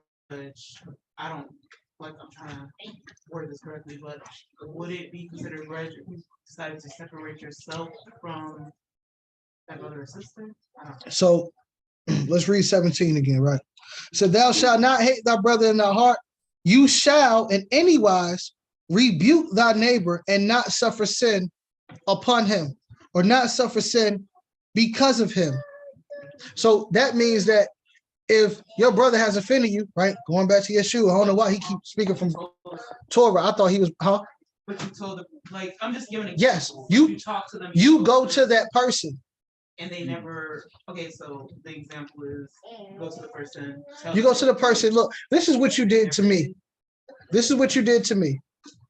And then we're just gonna go straight through it, right? He said, you go to the person. If they don't hear you, then you bring a witness in. If that doesn't work, then you bring the elders in. If that doesn't work, then now there has to be a separation. So you do that, right? Which is why you got your hand up? Oh no. Oh, yes, dog. Rebuke means to correct. So to say, this is what happened, and this is why I didn't like it. So you confront what it is that you have a problem with. Because if you don't, then you're going to be breaking this next commandment. So you broke that commandment by not going to him. Then you're going to break this next commandment by having hate in your heart and bearing a grudge. That word to bear a grudge is natar. That means to guard it. So you want to keep this hurt. You are trying to, it says to keep, to guard, to reserve, to maintain. So this isn't something that you're trying to get over. You're actually trying to make sure that nobody can get in and actually talk it out. Which is why you didn't go to your neighbor and talk to them in the first place. Because now you're beginning to play the victim role. Which then leads to you wanting to take vengeance. So then you'll be breaking that command. Then he said, don't take vengeance, nor bear a grudge against thy people, but you shall love thy neighbor as thyself. Out of all of that, from verse 9 all the way to this verse, he's telling you what to do and what not to do in order for you to fulfill the command of loving thy neighbor. That means if somebody has hurt you or something has happened, then you need to speak to them. Because if you don't, then you're going to go down this cycle. If something has happened and you hear of somebody else's problems and you're not there to help, then you should be quiet. What else he say? You shall judge everybody according to the Torah, not according to you, but according.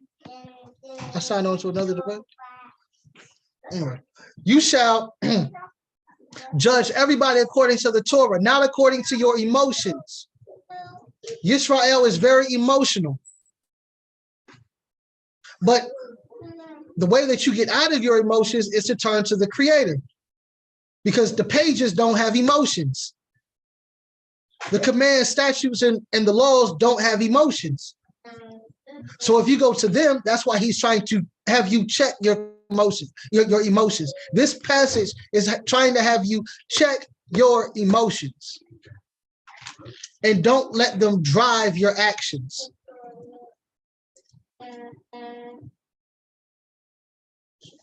Now it's about to go into something else, but so before it goes into something else, does anybody have any questions on that particular passage?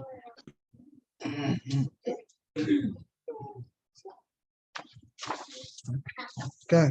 I got a question. Okay.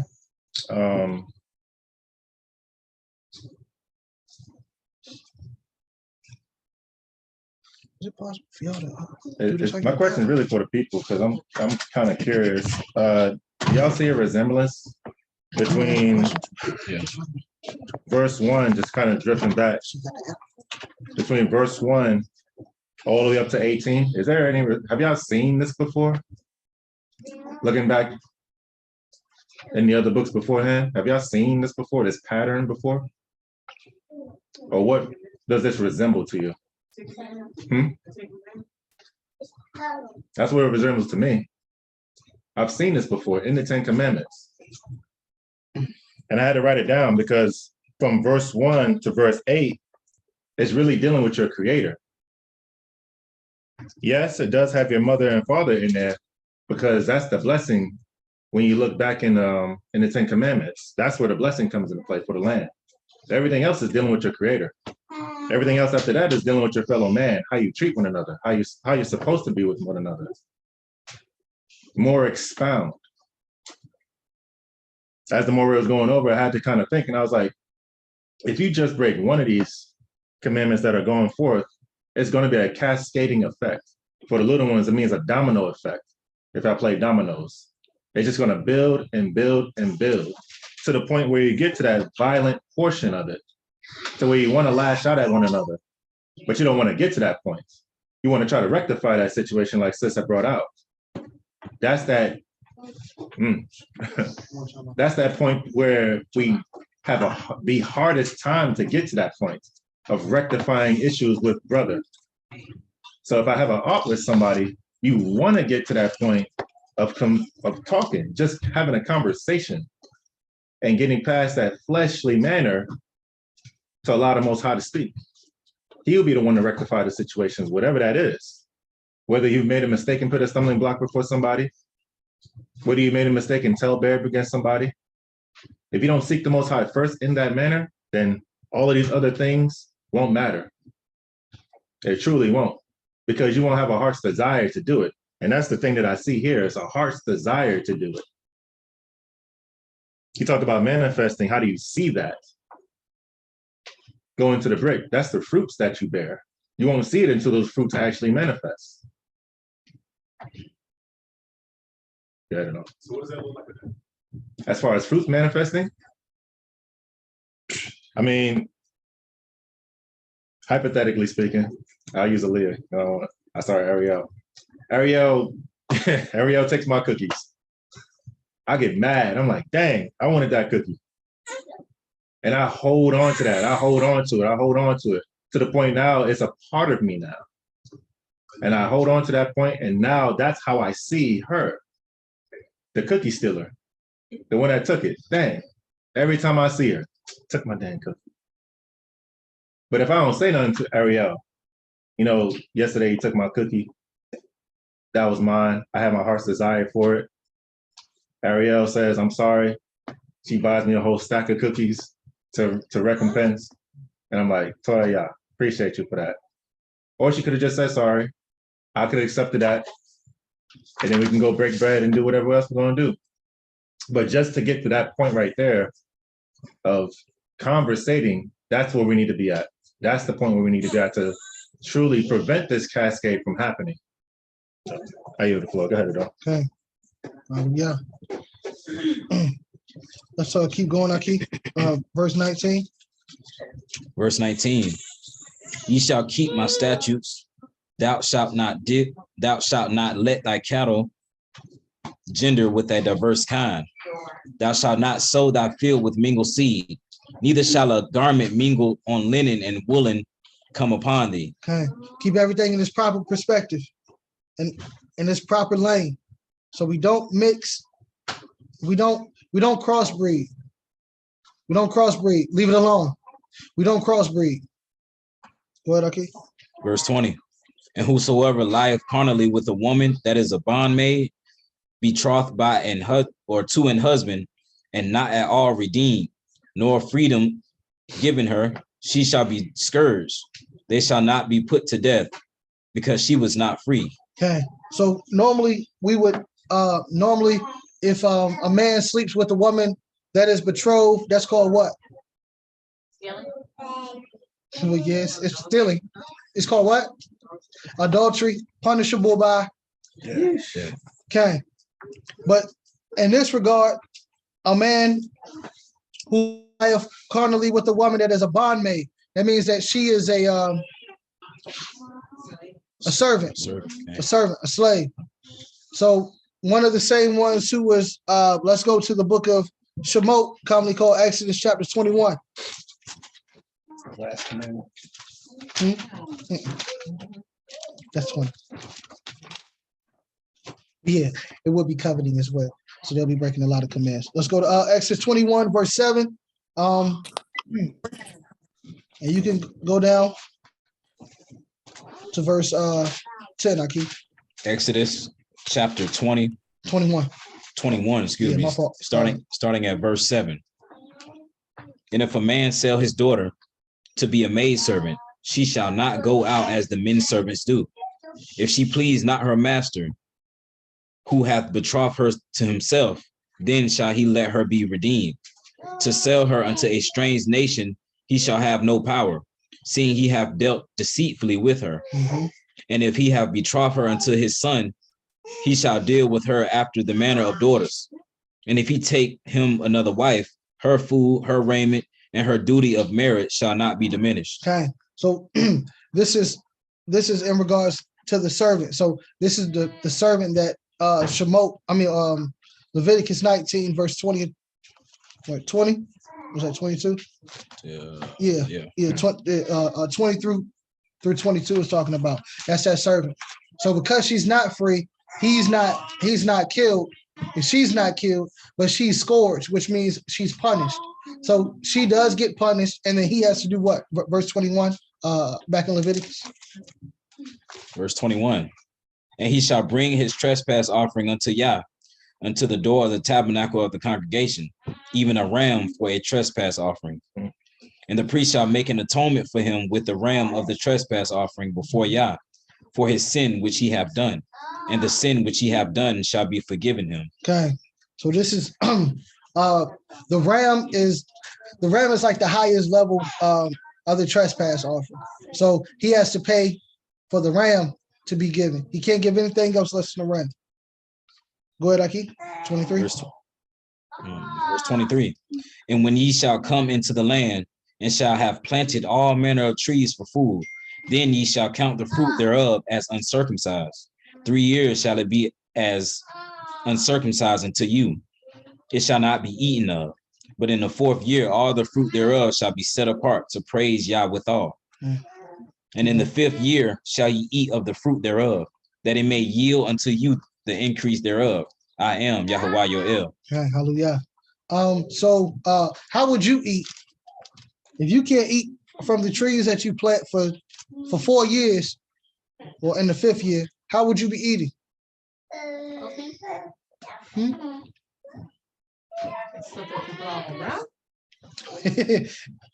Okay, and the stuff that's already there. So she said the stuff that you grow out the ground. Okay, that and the stuff that's already there. So you will be eating off the land already, which is why the Most High said, when you come into the land. Go ahead, Akeem. Verse 26. Ye shall not eat anything with blood, neither shall ye use enchantment nor observe times. Ye shall not round the corners of your heads, neither shalt thou mar the corners of thy beard. Ye shall not make any cuttings in your flesh for the dead, nor print any marks upon you. I am Yah. Do not prostitute thy daughter to cause her to be a whore, lest the land fall to whoredom, and the land become full of wickedness. Okay. Keep 30. Ye shall keep my Sabbaths and reverence my sanctuary. I am Yahweh. Okay. So you should not eat anything with blood. We know we don't eat anything with blood because in the blood is what? Life. Okay. The life is in the blood. Neither shall you use enchantment nor observe times. That word enchantment is still to divine. No, that's we're in Leviticus 19, not verse 26. Yes. Is there anything in blood? With blood. With blood. So that means that when you cook and it has red in it, you can't eat it. Well, you gotta drain the blood and then you have to cook it thoroughly through. So it has to be well done. So when you go to a restaurant and they ask you, how do you want your meat cooked? You say, well done. I say burnt, but just say well done. Okay. Burnt. Yeah, burnt. I need it burnt. So that's okay. Yeah. Okay. You shall not round the corners of your head, neither shall thou mar the corners of thy beard. That does not mean that you can't get a line up. That does not mean that you cannot get a line up. It does not mean that you got to go around looking rough and ragged. That means you do not destroy it to where it does not grow back. Yes, sir. So you said that doesn't mean you don't get a lineup. What were we doing before they had clippers and stuff with that? What are we doing here? Razors. They put razors, so you trying to say the razor was always there back in the day? I'll take that one's okay. Huh? I'll take that one. So they had like certain tools and instruments. They use rocks, really. Rocks and flints. For real. It was shaped with rocks and flints. I promise you. Mm-hmm. Yeah, for real. Marble. With a flip rock. Yeah, our own barber history. Right. Okay. Go ahead. If you could edify me, because I have a gist though. So You've been scraping and sharp guys. I guess the question will be, why would the Most High prescribe these things in a certain order that he has? Because Most High, we already know he's an El of order. So why would the Most High go from saying, do not eat meat with blood in it, do not practice divination, and then turn around and say, do not round the corners, round the corners of your head, nor destroy the corners of your beard? You know, I'm curious. I kind of got an idea. I think I got an idea. Okay. Because I noticed that a lot of people that practice, different religions. I noticed that people that practice different, religions and these false ideas, they do a lot of these things, but they do it, in a wicked manner. Like, they cut their flesh, they shave their head, they drink blood, and they do all types of things. And it's against the Most High. Okay. Yeah. These are customs of the other nations. So when the Most High said, you shall keep my statutes. So these are the statutes of other nations. So they mar their head, they get tattoos, they cut up their skin. These are what the other nations do. And when you look into the continent called Africa, you see different tribes still do these things today. Right. And when you look at Elijah and the 850 prophets, right? And he said that y'all go first. And they start whipping themselves, they can get blood out and all that other stuff. That was their ritual to call on their deity. That was their statute. So that's why the Most High said, you shall keep my statutes. Verse 29 is weird. Why, as Adon said, why you talk about blood and enchantments and rounding your head, and then all of a sudden it talks about turning your daughter into a prostitute? What does that have to do with anything? Chill. But she has Chill. She gonna, your email going, she gonna educate you. Dumb level, huh? Yeah, I was gonna keep it on the dumb level. Yeah. Maybe she can ask your mom that later on. Yeah. Okay, all right, yeah, Let's do that. you talk to Abigail about what a prostitute We is. have to put PG and R on our screen when we come on. Yeesh. So, but yet and still, why does it say do not prostitute thy daughter to cause her to be a whore, lest the land go into whoredom? This is the scripture I'm just reading. And the land become full of wickedness. What does that have to do with these other things? I think I got to answer because I know it's kind of a deep answer. But in Hollywood, well, certain people, they present people in their household a certain way to get money, fame, and certain things. So in terms, they are sacrificing someone in their household, and they're making their daughter out to be something that she shouldn't be. Yeah, like Lenny Kravitz. Go ahead. I mean, Oh no, no, go ahead. when I think about this, Are you about to answer her question? oh no. But I was gonna say, like, in my opinion, like today's time frame where they make little girls older than what they should be, like with the quick weaves at 10 and the midriff showing and the little skirts and being exposed or sexualizing them earlier at an early age. I think that's how I look at it when I Okay. So question. What happened at Baal Peor? Nobody at the table first. What happened at Baal Peor? If you don't have to answer, it shouldn't be a question. What is Baal Peor? Baal Peor. Go ahead, G. I think that's when Israel was getting mixed up, or 36,000 of them got mixed up with the Midianites. Yes, sir. Yes, sir. Yeah. Okay, Kane, you that's exactly what it's a little bit. That's exactly what it is. That's in the Torah, in the book of Numbers, right? The prophet Bilam, he said, he said, I can't curse them, but you can have them curse themselves, right? And this is how you do it. You read other literature, he says, get you some of them dark-skinned Midianite girls, the ones with the tutus, get them over there and have them in the camp. I bet you they'll curse themselves. That's exactly what we did. Because just like today, when we on the boardwalk, if you see anything that's, anyway, PG, my fault, PG. Anyway, yeah, my fault. So, Baal Peor, that was also a custom of the tribes that were in the land of Canaan. They don't care what happens to their daughters. For instance, and then I got you, Deborah and Taylor. I'm gonna see if your question is relevant. What did Lot or Lot? Oh, that was your question. Oh, go ahead, go bring it up. I'm actually curious. What did Lot say in Sodom and Gomorrah, Deborah? I'll give you my daughters. Just don't touch these Malachim. I'll give you my daughters. Y'all can do whatever y'all want to with them. I was gonna ask, did you pick up the of Sodom and Gomorrah? Okay. Mark brought out a very, very interesting word. And I think it kind of ties it all up. It was a matter of ritual and sacrifice. Because at that moment, you're sacrificing your daughters like Lot did for a gain. Here is a part of a ritual and sacrifice. Just like everybody's been saying as far as like customs is concerned.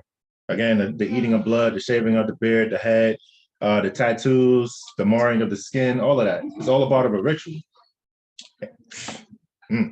There's a lot of history that goes behind that, and you really honestly see it in today's time when you look at the those that are in Africa and they practice those things for ritual purposes, whether it be what's that, necromancing, communing with the deceased, even in not to throw any shots, the Mexican culture, when they have the Day of the Dead, they wear the tattoos, mask, and everything like that. Everything has to do with a ritual practice, and the Most High expressly tells us not to partake in none of those things. Here in New Orleans, when they conjuring up Same thing. spirits. All of it is the same thing that they're doing. Just a different lens of how they're looking at it. Okay. That word there is zana, right? When it comes to harlot or whore, it means to be a cult or temple prostitute. So that's how you know that this was something that was a part of their worship system, right? Even when you go into Hollywood and stuff like that, it's nothing new under the sun. They have these mansion parties, and I'll just leave it at that. Yeah. Movie I was thinking about was 300. Yeah. But yeah, so all of these things happen, right? And then the land becomes defiled. Verse 30 says, you shall keep my Sabbaths and reverence my sanctuary.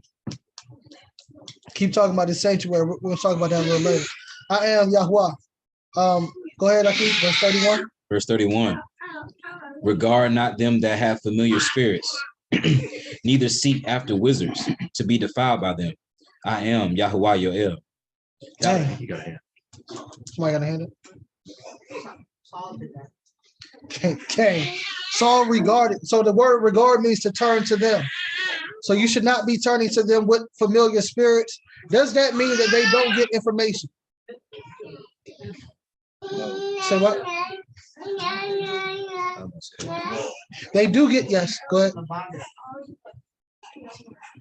Yes, they do get information, right? So when you talk about Caribbean culture, also West African culture, right? Parts of the earth that we come from, our ancestors, they dealt with divination. They dealt with familiar spirits. They dealt with hoodoo and voodoo. I know it's the same thing. Yeah, it's just two different names from it. But they dealt with. I didn't think they was the same. Yeah. What is it? Voodoo is like groundwork. Voodoo is the person doing it on people. Yeah. But voodoo is like going down to your roots and pulling up your family line and taking them all out. Oh, not like voodoo. It's a little different. It's kind of like here in America, everybody's going back to their ancestors. That whole ritual of calling on my ancestors, creating altars, all that is right in voodoo. They both deal with spirits. They do both deal with spirits. Okay, that's. But as far as the intricate details, that's very interesting. Huh? Yes. Voodoo does happen with dolls in a different, yeah. So that's just like one of the things. It's much more in voodoo. McCain. So you don't deal with them. You don't deal with wizards. You to be defiled or polluted by them and their doctrine and the way that they live. The creator is the one that you get information from. He is your power. I got a question. So let's say like a Harry Potter book. You know, he's a wizard. Does that mean, you know, that we should read those books as well? Yeah. Yes. Good question. Yes. Exactly. So I can't go to the Harry Potter down in Florida. I can't go there. But I mean, if you read the books, don't they start talking about the spells or saying words that would equal the spells in the book, and then it would. You start repeating, reading, and then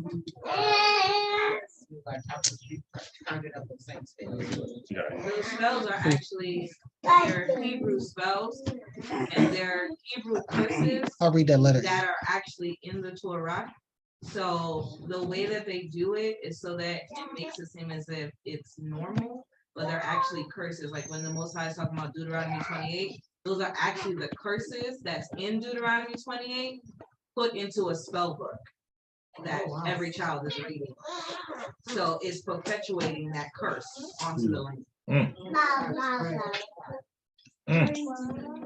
So I think that question you brought up part of it is real big, because you notice how big his books and stuff so. Yeah, So they tell you where the world is really at.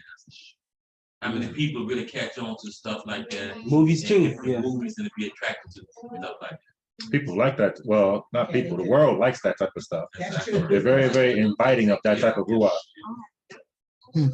So People get go ahead, confused Mom. with the world, let me put it that way, get confused with people who have a prophetic gifting and what they've read in those books, because they will, I had a supervisor call me a witch, and I was like, no, let me get you because in the book, it teaches you that is witchcraft, or it's witches that operate in that way, but the Most High always has his way, and the world perverts what he does. absolutely. So that means that if you don't know the difference, you can be fooled into believing that a witch is somebody who's sent from the Creator. Right. Okay. Well, when you read the Bible, when they translate that prophecy into what's the lady name that Cleo. Miss Cleo. You read about prophecy in the Bible, you going up and talking to Miss Cleo, you trying to think it's the same thing. Okay, Miss Cleo and Jeremiah are not the same. No, they're not the same. Not the same thing. E has put a couple long articles in here. I was gonna try to read through some of this. I'm not reading them long articles, but I would definitely copy and paste for those who are on here. People have to acknowledge and know that dark magic exists. Yeah, okay. Dark magic is nothing but a perverted, a perversion of the Creator. So yes, dark magic exists. That means that quote unquote light magic exists. So if they're able to do what they do, that means that somebody in Israel should be able to do the exact same thing, i.e. Moshe and Aaron versus the wizards or the magi of Egypt. If those battles aren't going on, then we're going to continuously lose because they believe that their stuff is real. That's a great point, and that you brought out. Even with that, though, the Most High is going to show that he is more powerful than any magi, because it got to a point where the magi, what was it, the boils, I believe it was, that they just tapped out. They couldn't reverse that. So there's certain points at it was a point where the Most High showed them something that they couldn't reverse, that their Elohims couldn't reverse. At that point, they submitted. It was like, their Elohim is more powerful than ours. But we see Pharaoh's hardened his heart even more, so more plagues happen, and obviously the situation happened from there. Not to go deep in that story, everyone should know that. Can I say something? So that being said, what both of you said, that the people who walk in that level of darkness, they know and they believe. We have a tendency to be afraid to even walk in a gift that's like that, or even embrace if the Most High is even talking to you about walking in a gift like that. So if you're afraid to walk in the gift that the Most High wants to use you in, then there will always be someone that's walking in darkness that will always be able to do whatever it is they want to do. And the Most High is trying to move us into a place that says, the things that I want you to do, the places I want you to be, the gifts I want you to walk in, because I need them in the earth realm. So we've got to be at a place where we're willing to do that and to embrace what he's calling us to do. Where do you think the Elijahs, the Elias, and the Elishas come from when they're raising people from the dead, or they're calling fire from the heavens, or they're making the rain stop? Yes. Like the rain when you go away song? No. So they are doing things on a higher level, which is why that's the highest level of prophets. That's the highest level of prophecy. And you only see 4 in the scriptures that do it. Well, three in the Tanakh, and then the New Testament. You only see Moshe, Eliah, and Elisha. That's it. Because that's something that people, as Imam said, they fear going up that high, because then I'll be looked at as a witch. Then I'll be hunted. Or misused. Okay. But then if you fought the Most High, just like Balaam was a prophet for hire. But when it comes to the Most High, even Balaam had to, tone it down. So they know who to mess with and who they can't mess with. But we're gonna continue in the portion. Verse 32, Akeem. Verse 32. Thou shalt rise up before the hoary head and honor the face of the old man. Okay, whether that's a zakwa, a zakwain, or a zakwana, whether that's a man or a woman, we rise before the hoary heads. That means the hoary heads. That means the gray heads, the elders. So every time that they enter into a room or they come up to the podium to speak, you should rise. I had a question, but I think the next verse kind of answers the question. What if that person is a quote unquote different nation? Do you still have to rise up? Let's read verse 32. Thou shalt rise up before the Israelite hoary head. It say that? No, it doesn't say it. Thou shalt rise up before the black hoary head. That's right. Nope. Thou shalt rise up before the hoary head and honor the face of the old man and fear your Elohim. I am Yahuwah. Why? Because he is the one that gives life. So if somebody has been living on this planet or on this plane for 80, 90, 100 years, you should respect that, regardless of where they come from. Yes, Leah. Oh, you had your hand up first. Now let's get into the part that's going to make a lot of my brothers mad. Go ahead, Akeem. Verse 33. Verse 33. And if a stranger sojourn with thee in your land, ye shall not vex him. But the stranger that dwelleth with you shall be as one born amongst you, and thou shalt love him as thyself. For ye were strangers in the land of Mitzrayim. I am Yahuwah your El. You should do what? You should do what to him? You shall not vex him. Uh-huh. But the stranger that dwelleth with you shall be as one born amongst you, and thou shalt love him as thyself. Only if he is real. As thyself. Oh, see, this is a verse that I don't even think our brothers on the street even understand. They probably never read this. They read that you should love your fellow Israelite as yourself, but the Most High said that the stranger that sojourns among you, you shall love them as yourself. So anybody, regardless of what nationality they are, what phenotype they have, if they're keeping the law, statutes, and commandments, which is what a ger would be doing, then you are to love them as yourself. So that means that they would have to stop with the speech that they're spewing, or stop with the action that they're doing, or they're breaking the commands. Again, that's why it doesn't matter who's here.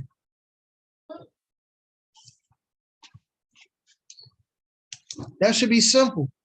So everybody put that bullet in their clip. So next time you see one of the Purple Rangers, or you see one of the, the samurai brews from ISUPK, I know it's recorded. I hope y'all hear me. Read Leviticus 19, verse 34. Read the whole thing. And then just watch how they get quiet. Read the whole thing. Because you're going to have to be quiet. Anyway, I get off my box. Can we read verse 35, Akeem? Verse 35. Ye shall do no unrighteousness in judgment, in meat yard, in weight, or in measure. Just balances, just weights, a just ephah, and a just hin shall ye have. I am Yahuwah your El, which brought you out of the land of Mitzrayim. Therefore shall ye observe all my statutes and all my judgments, and do them. I am Yah. Hey, hallelujah. Hallelujah. You shall have just ways, you shall do righteousness. That's how you are set apart. This chapter is a set apart chapter. So this chapter you should be looking at, we all should look in and see where have we missed. Because without this chapter, you are not set apart. This is your relationship chapter. That's for all of us. Therefore, you shall observe all my statutes. Statutes are something that we are to hold forever. That's tzitzits. Tzitzit, your fringes. That's a statute. That's something that we're supposed to do. The feast days, the Most High said those are statutes. Rising up for the hoary head, that's a statute. You shall keep these, you shall be doing these regardless of where you are. They are not landlocked, which means they do not have to be done only when you're in the land. How do the people throughout the earth know that you're Israel if you don't keep the things of Israel unless you're only in Israel?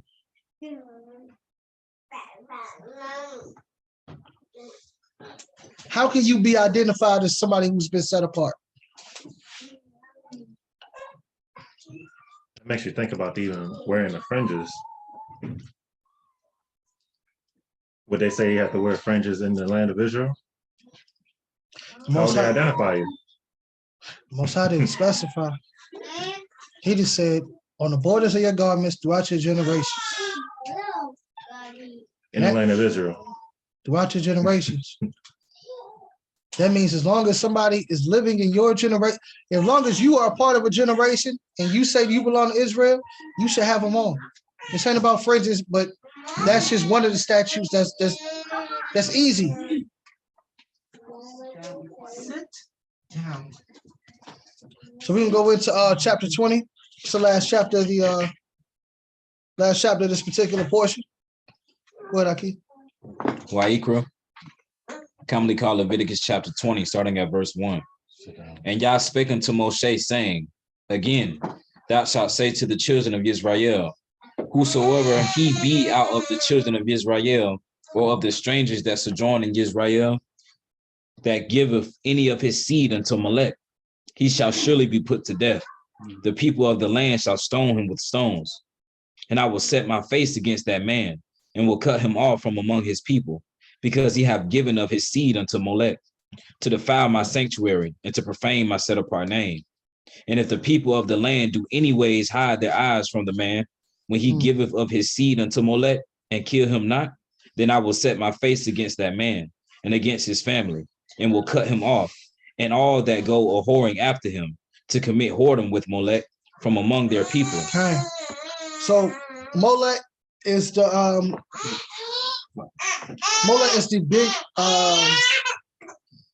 big bull that most people see in depictions. It's a big huge copper bull with a furnace in his midsection, and they would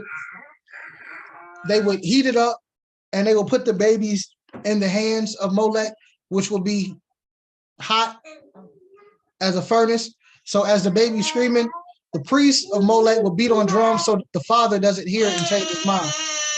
So then they would throw the baby into the furnace.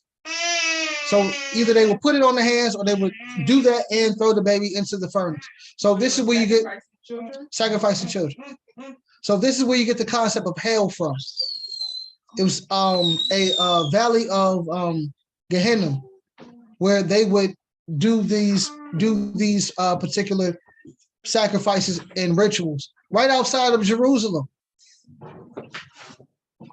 This is where it would happen, right outside of Jerusalem. So the Most High say that you do not do that. That was called passing through the fire. So they should have been killed, right? So I got two questions. One is, let me tell you something else about Molech. Molech is spelled Mem Lamed Kev Kaf, which is the same letters as king, but it uses the vowel points of Boshet, which means shame. So you put it together, he's the king of shame. The false king of shame, right? So what would that look like today? That's one. And two, how would you doing this outside of Jerusalem? How would that defile the sanctuary of the Creator if it's not being done in the sanctuary of the Creator?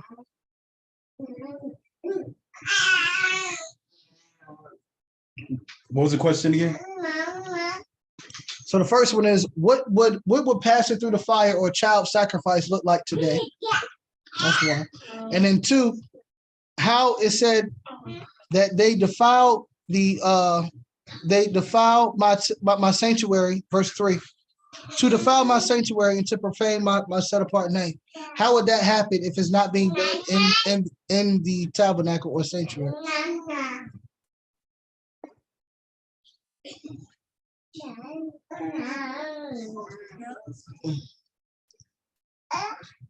It's still in the vicinity of the land. Okay. So is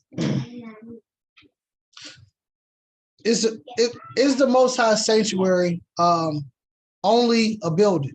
The body of who? What do you mean by body? Your body? Oh, you mean like your temple? Okay. Yes. Okay.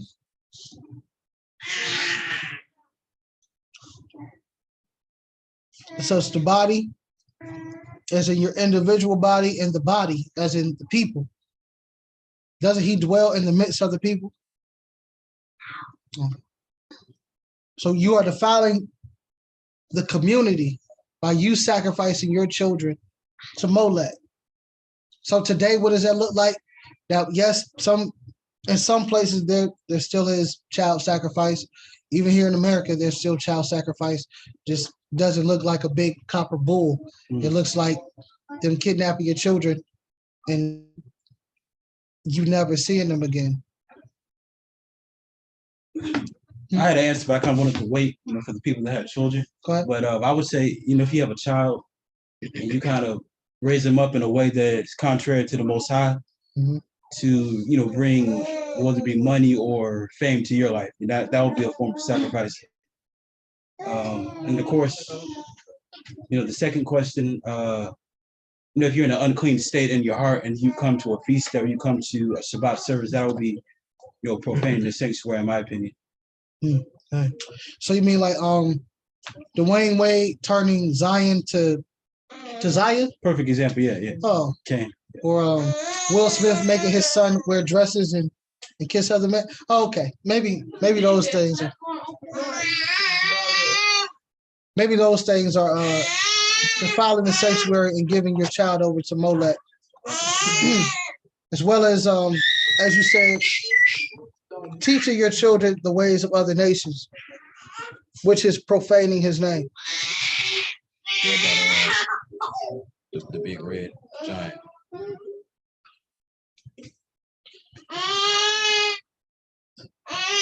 Claws. Head? Claws. Yeah. So you're talking about that dude that's from December 23rd? Oh, yeah. Tell them that they're Santa. Yeah, okay. Teaching them the ways of the heathens. Go ahead, Akeem. Keep reading. Verse 6. Verse 6. And the soul that turneth after such as have familiar spirits, and after wizards, to go a-whoring after them, I will even set my face against that soul, and will cut him off from among his people. Sanctify yourselves, therefore, and be ye set apart, for I am Yah your El, and ye shall keep my statutes and do them. I am Yah which sanctify you. Okay, hold on. How does that work? Verse 7 to 8, what does that mean? Well, what's odd about verses 7 to 8? Sanctify yourselves, therefore, be ye holy, for I am Yah your Elohim, and ye shall keep my statutes and do them. I am Yahuwah which sanctified you.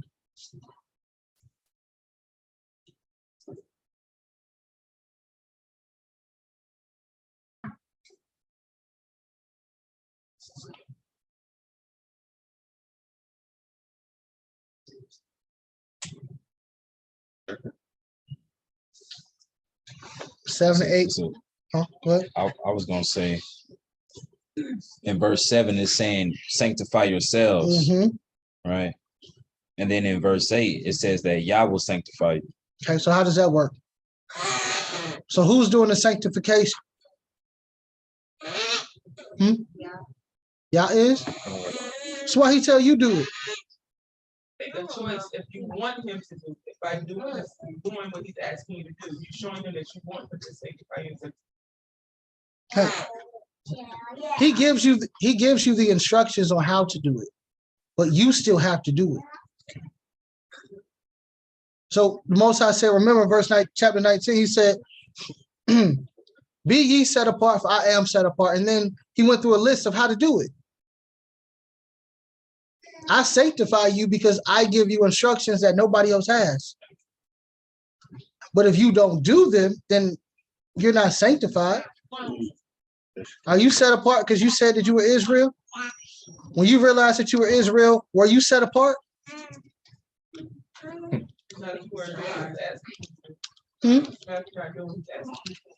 Yeah, but when you find out, when somebody said, hey, Abigail, you know you Israel and you should be keeping these laws, and you was like, for real? Okay, I believe it. Did that set you apart from anybody? No. Obviously, when we went through the wilderness, we weren't set apart.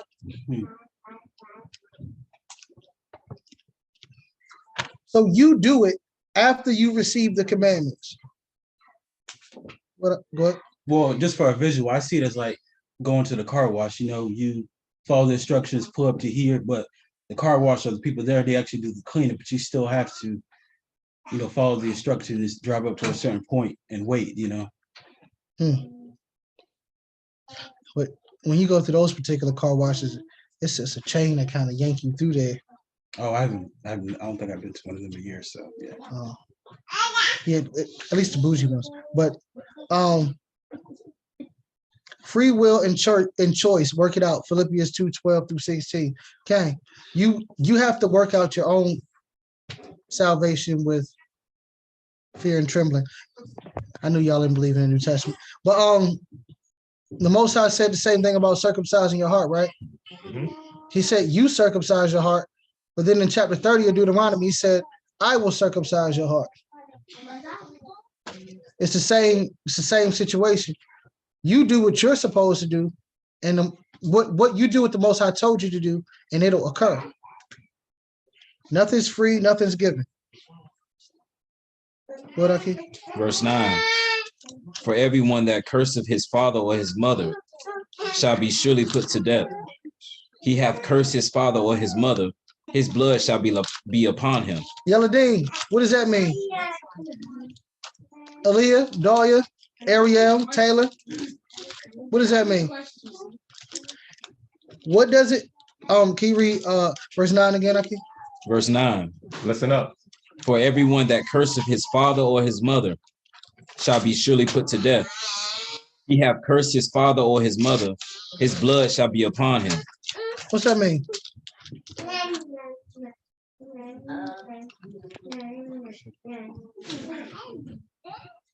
So like back then, right? Speak up.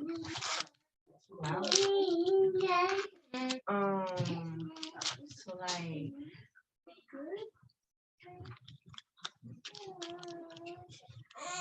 sorry.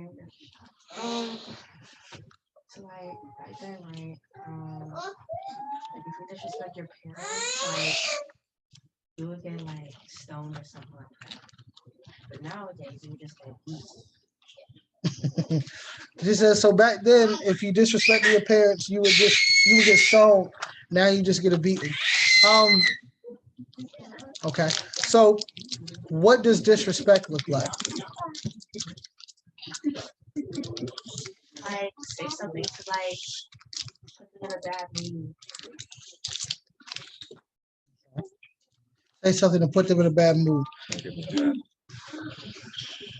So the word to curse means to make light of, to make them lightly esteemed, to make them feel insignificant. That means as if they're not important.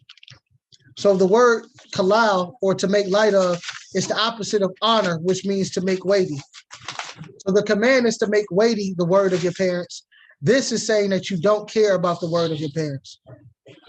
So if they tell you something or make a command in the house and you don't care about it and you just toss it to the back, that's making light of their word. When they ask you to speak or to do this or to do that and you're not following their word and you allow somebody else's word to be heavier than their word, then you have just made light of your parents. So if somebody in the street can tell you something that's opposite of what your parents say, and you go with the person in the street, you have just made light of your parents.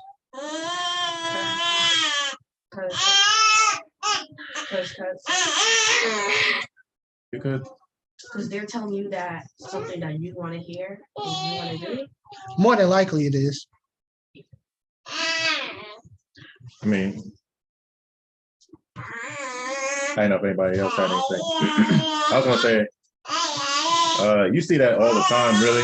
A lot of movies and things like that, they portray those types of things. Gang movies, things of that nature. You always have that scenario where the mother is by herself, the child runs off and does whatever he does in the streets.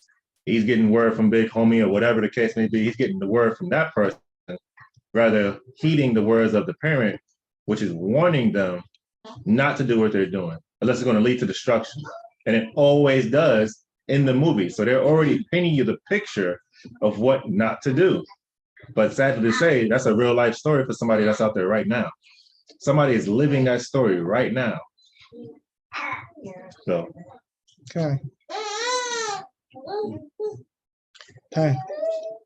So the command is to keep their words heavy. The only people's words that are heavier than your parents is who?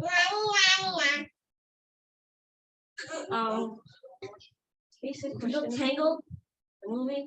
Oh yeah, Tangled.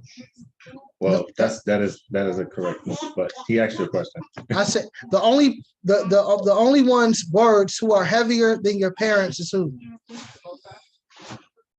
Okay. No, the Creator's words. So that means that you have to know the Creator's words. So that means your parents have to teach you the Creator's words, right? Or if they don't, you should be seeking the Creator's words so you can know the difference. Because if your parent is telling you something opposite of what the Most High said, then you should listen to who? The Most High. Okay. I already know the Most High. Read it. You can read it. How do you read it? They never introduced it to me. So that's a good question. So the Most High, her question was, how would you know if you were never introduced to it? So if your parents are in the way, of course, they're not going to be teaching you the word of the Creator, right? Which is true. Now, one, the Bible is readily accessible, but two, the Most High always puts somebody in your life that will steer you in the right direction. Now, the problem comes in is, will you take heed or will you listen to that person? Because usually it's going to be something that goes against what you like doing. So now it's up to you to choose. Everyone always has a choice. The Most I said that everybody will have a choice. So now it's up to you to choose right or wrong. Don't you? Well, when you said everybody have a choice, now let's try to divide the two between adults and children. Okay. Children don't have that choice. Let's keep it real now, because we just first started out. We said that who's in charge? He said who gave the order. We said the mother and the father. They don't have the choice. You under your parents' eating your parents' food. You do what your parents say do. You don't have no choice. Okay, so let's don't mix those two together. So when I meant, okay, so here, no, but let's say somebody who's out in the street, whose parents are addicts or they on drugs or they're not well-to-do parents, right? So then the choice comes in that maybe you go to school and it's your teacher who's trying to help you and steer you in the right direction. Then it's more of a choice. Well, do you want the life that your parents are living or the life of your teacher? But if your parents are in the word and they're teaching you the word of Yah, then no, you don't have a choice. But in a lot of cases, a lot of our children are not getting this part. They're getting the world, which is another reason why for the adults in here, the adults online and whoever's listening, we have to be able to find out who these children are in order to get into their lives, because they don't have it at home. So we're supposed to be the light in the dark places. So for the children who don't have it, how can they ever get it, as Aaliyah asked, if they don't see it? If you're hiding it. So, okay. Go ahead. I have a question in regards to verse 9. Would that apply for Yeladim or for Yeladim and adults as well?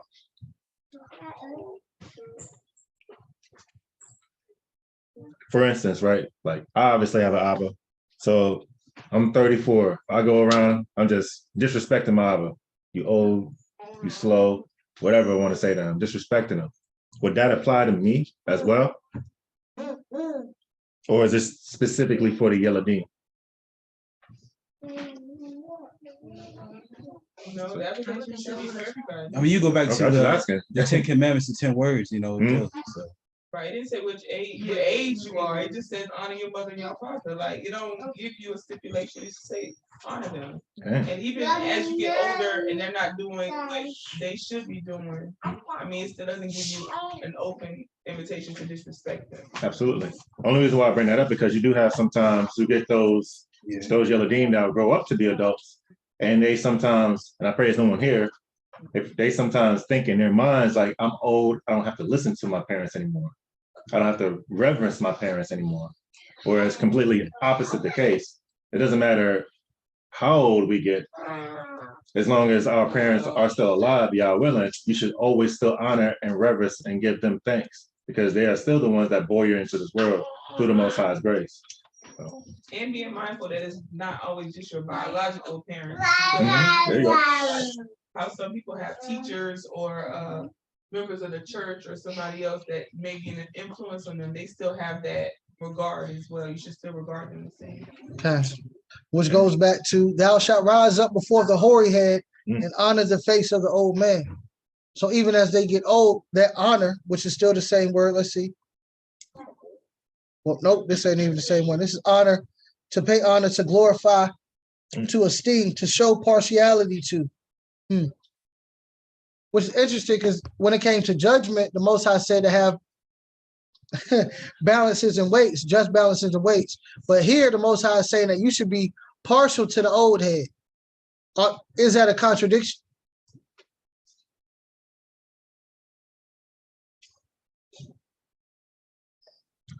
So just for context, that's Say that one more time. Yes, I got so 19:15. I know I'm back in chapter 19, but I went there by accident. Chapter 19:15. You shall do no unrighteousness in judgment. Thou shalt not respect the person of the poor, nor honor the person of the mighty, but in righteousness shalt thou judge thy neighbor. Then you go down to 32, and it says you shall rise up before the hoary head and honor the face of the old man. That word honor is hadar, which means to honor, adorn, glorify, be high. The second definition is to honor, to pay honor to show partiality. I don't know if it's in that manner showing them partiality. It's like having a respect for them. Like partiality in my mind, like letting somebody do something they don't got no business. Because you're trying to like, I feel bad for you, so I know you know better, but I feel bad for you. Going through all this other stuff, so I'm letting you slide this time. Whereas showing somebody respect for the age is not the same. You know. Okay. Okay. And the key in that is the first verse we read is talking about judgment.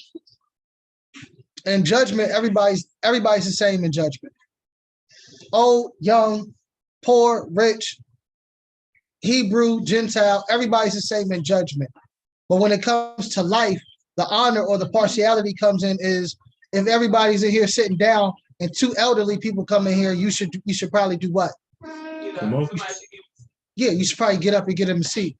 Now, if Glenn and Yosef come in here and they late, y'all gonna have to stand up. That's strong Yeah, y'all good. Put your back on the wall. Just clean. Y'all good. But if the elders come in here, what? I ain't seen that. If the elders come in here, then the elders get the seat. The elders get served first. The elders get walked to their car as well as the Nashim. So that's the partiality. So we can go back to chapter 20. And what we at? Verse 10. Okay. Verse 10. And the man that committeth adultery with another man's wife, even he that committeth adultery with his neighbor's wife, the adulterer and the adulteress shall surely be put to death. Okay. So adultery, we understand. What was wrong? I saw your face. What's wrong? Or to put the death part? To put the death part. The reason why the creator either cuts them off, which means that they got to get out, like you have to leave the community, or put to death is to purge the evil. So if everybody here is doing something wicked, then this is a wicked house, right? But if somebody does something wicked and we say, all right, you got to get out, is the house still righteous now that we put the wicked out? Yeah. Yes, it should be. Why is it not righteous? Someone might catch it on. Exactly, which is why you kill the people who do it. So you kill them, and then everything's back at peace. Okay, go ahead, Akeem. Okay. Verse 11. And the man that lieth with his father's wife hath uncovered his father's nakedness. Both of them shall be put to death. Their blood shall be upon them. And if a man lie with his daughter-in-law, both of them shall surely be put to death. They have wrought confusion. Their blood shall be upon them. If a man also lie with mankind, as he lieth with a woman, both of them have committed an abomination. They shall surely be put to death. Their blood shall be upon them. And if a man take a wife and her mother, it is wickedness. They shall be burnt with fire, both he and they, that there be no wickedness among you. That's crazy. And if a man lie with the beast, he shall surely be put to death, and ye shall slay the beast.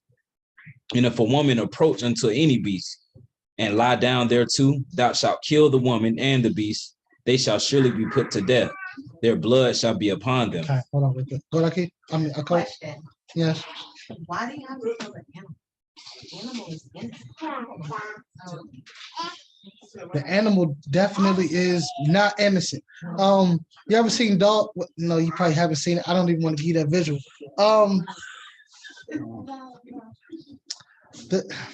You know what? I got what you just Is said. it because it's a learned behavior? Well, yes. Okay. Yes. So now the animal has just been perverted. So you go back to Genesis, right? And the Most High wipes out everything. Why? Because animals have been perverted by mankind. They probably start jumping. Yes. So it is, once the animal gets into that type of stuff, now they are more prone to do it again. So now you got to wipe that out. You said the animal was prone to do it again? Yes. You gotta watch your children. Have you ever seen? Well, don't watch the videos, but Watch the dog. don't worry about it. Go ahead. Now I was gonna say you see it actually a lot of times in zoos. When the animals in zoos are doing things, especially when the tamers are coming through, that's a learned behavior that the tamers have taught the animals. So that is absolutely correct about. That's absolutely correct about the animals have a learned behavior. All you gotta do is teach them. My bad. Go ahead. I was gonna say, I'll just finish it up. If you're teaching the animals this type of practice, they're just gonna continuously do it. So Yeah, I remember when I was in the pet store when I was younger, and someone taught the parrot how to say curse words. So that's an example of animal learning. Yes, that's a very PG version of what we talk. Yes.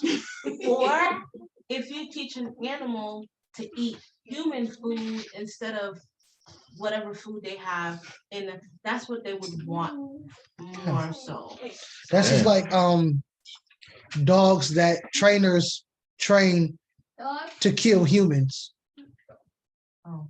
So like pit bulls and Rottweilers and stuff like that. Some of these dogs have been trained to kill humans. Why? Why? Because the owner was wicked. But the dog learns that, and now they just want to eat people. So do you want that as a pet? No. It's probably gonna eat you too eventually.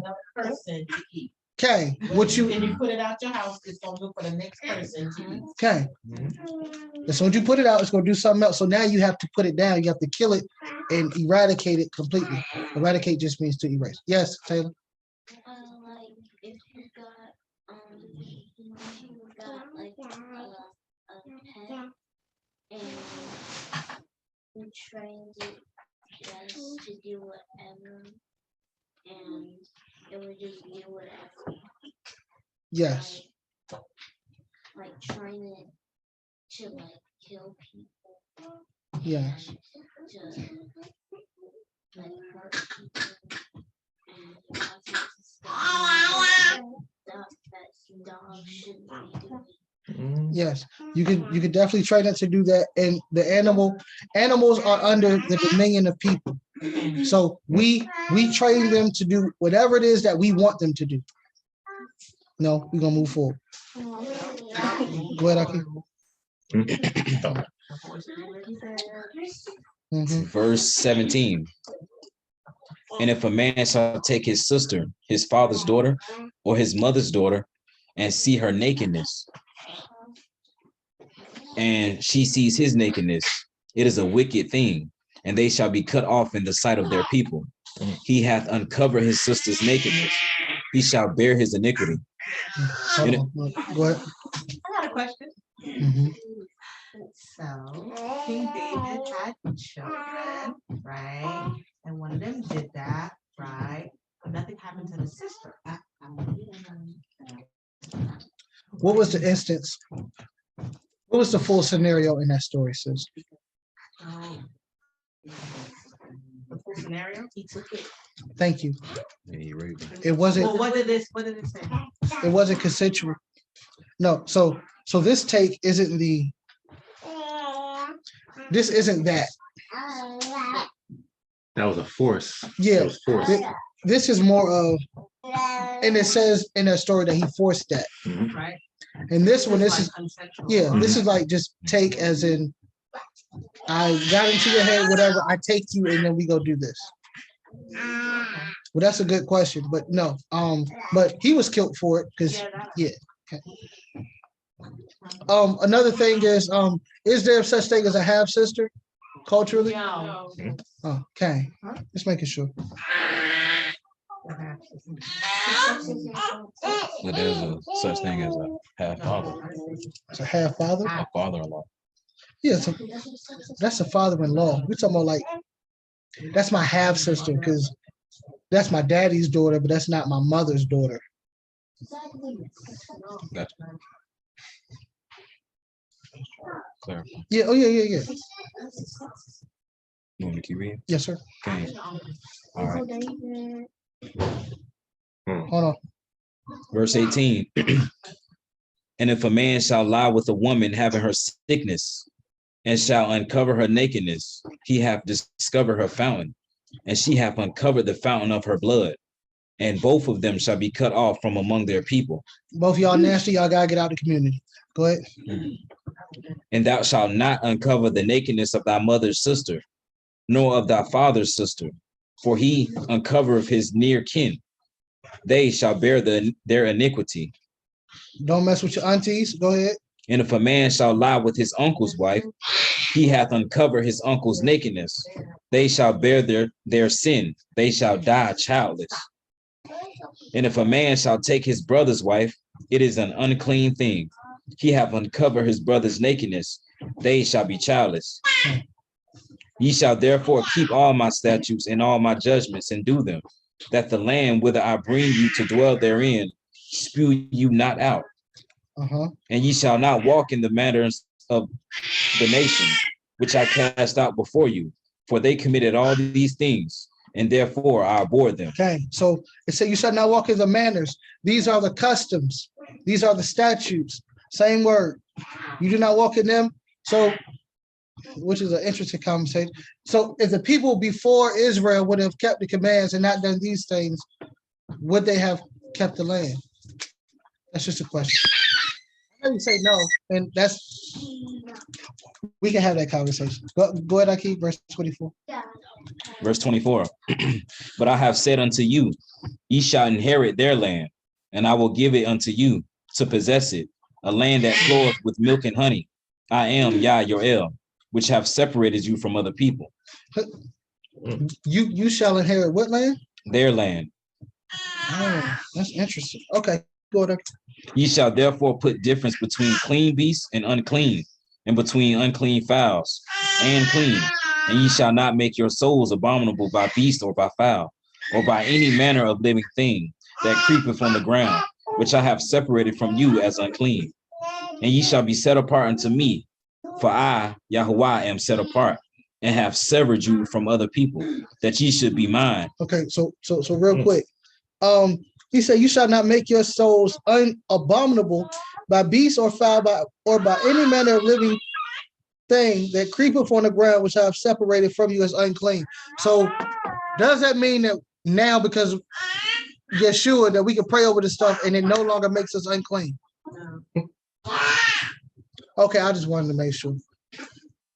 Go ahead, Aki. Verse 27. A man also or woman that hath a familiar spirit, or that is a wizard, shall surely be put to death. They shall stone them with stones. Their blood shall be upon them. Okay, so everything that we just read in this chapter, these are the statutes of the other nations, the people that you are trying to kick out of the land.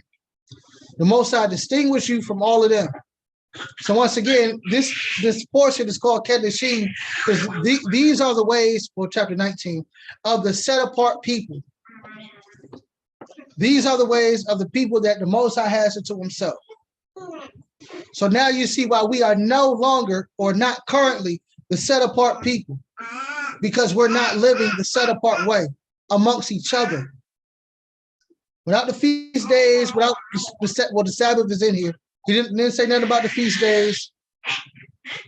He's talking about your relationship with your fellow man, your neighbor, and the stranger who dwells among you. It's about the community. It's not about any of the religious rituals. You are set apart based on how you treat one another first. Then we could get into, well, okay, well, why y'all keep Shabbat and the feast days and so on and so forth.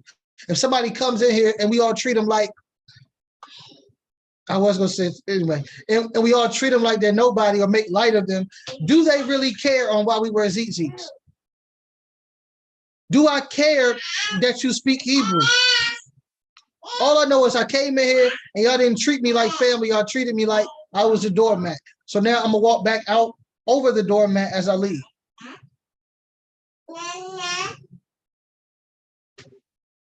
And then at the end of this portion, he once again tells you he is the creator, and that there's no spirit that you should be listening to but his, period.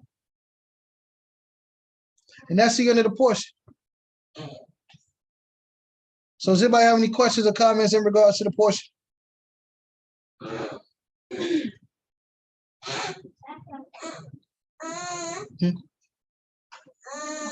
Yeah, that was really in the portion. Okay, no, I'll say, total blessing. I think the adversary was trying to get me to go to sleep, but I learned a lot. Yeah, total blessing. HalleluYah. HalleluYah. Right. Everybody else clear? Hearts and mind? Right. Okay. HalleluYah. I got 1,000 thoughts. Yeah. Okay, everybody telling me to speak. Cain, first and foremost, very, very tough blessing, very edifying. It really just kind of goes back into showing just the difference between clean and unclean. That's the only real way you can stand before the Creator, being in a clean state, in a clean state of mind. Again, going back into chapter 19, all of those things that we talked about is really dealing with the heart, And yes, we have the physical attributes that are there as far as sacrifice is concerned, but what does it mean to sacrifice something if you don't truly believe in it? if it doesn't truly come from the heart. So if that's that's the catalyst. That's where it starts. That chain reaction, that's where it starts in the heart. So following medians, following things like that, Cain, obviously don't do it, right? But if you're going after those things within your heart, then you're going after them, period. And it will manifest and it will start to show. And then again, going back to the fruits of the labors, it's just going to start to show from that point. But if you're seeking the Creator with all your heart, those fruits will show. You'll see that. You'll see the love between your brother, sisters. You'll see all of that. Okay, that's all I got. Like I said, I got 1,000 thoughts, but.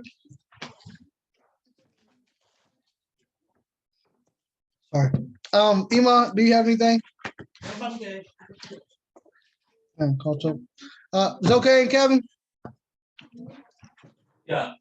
You good? Yes. Excellent. Yes, I did. Y'all good? Okay. Yohanan, Akok Gwyneth, E, Shalomo, Aaron, y'all good? Jay? Yeah, I'm good. Thank you. That's her daughter. Best it did. Hey. All right, okay, hallelujah. So Shabbat is here, June 5th. Well, June 4th and 5th is that entire weekend. Well, it's still set up, so I'm not, well, I can tell you about the money. Y'all ain't got to send nothing right now. For families of I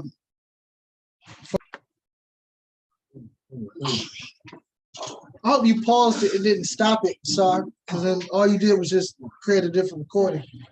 Akeem. I paused it, dog. Oh, best it did. Chapila. Not playing that game right now. Stop. HalleluYah! HalleluYah! HalleluYah! HalleluYah! HalleluYah! HalleluYah! Okay, Baruch atah Yahuwah Eloheinu melech haolam. Bless you, Yahuwah Almighty, when Akeem forever. Abiyah, we just thank you. We praise your set apart name. We honor you, and we seek your face. May the words that went before us today, Father Yah, for you, may they fall on good ground, Father Yah, that they may produce fruit in our relationships with one another, that we may once again be the set apart people that you severed from the nations to be your own. That we show you in this land of our captivity throughout the four corners of the earth, that we truly are apologetic for our actions of our ancestors, our forefathers, and our foremothers, and even the actions that we continue to exhibit in our day-to-day lives that we have learned, Father Yah. May you give us the strength, the wisdom, knowledge, and understanding to unlearn these things, that we may learn of your way, the way of life, that you may lead us and guide us into truth, and that we may obtain the perfection and the set apartness that you commanded us to obtain. For you are set apart, and for you are perfect. May you forgive us for not seeking those statuses, Father Yah. Forgive us for not going after them with all of our heart and all of our soul. And may from this day forward, Father Yah, that be our focus. May you bless the food that has been prepared for us today. And the hands that prepared it, Father Yah, may it be Tobi Qodeshiym for our temples. May you be even amongst us as we fellowship and as we depart. For you are our Elohim. You are our deliverer. You are the one that we seek day to day, for you are the only one who can give us what we need. We honor you and we give you praise. Baruch atah Yahuwah, Baruch Qodeshiym Yahuwah, Baruch haba b'Hashem Yahuwah. Bless you, Yahuwah. Bless the name of Yahuwah, and bless he who comes in the name of Yahuwah. May the Adat Yisrael say, HalleluYah, HalleluYah, HalleluYah, HalleluYah, HalleluYah, HalleluYah. Amen. Amen.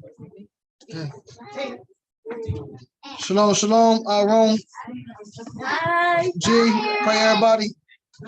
It's told me over, we'll see y'all when y'all get back.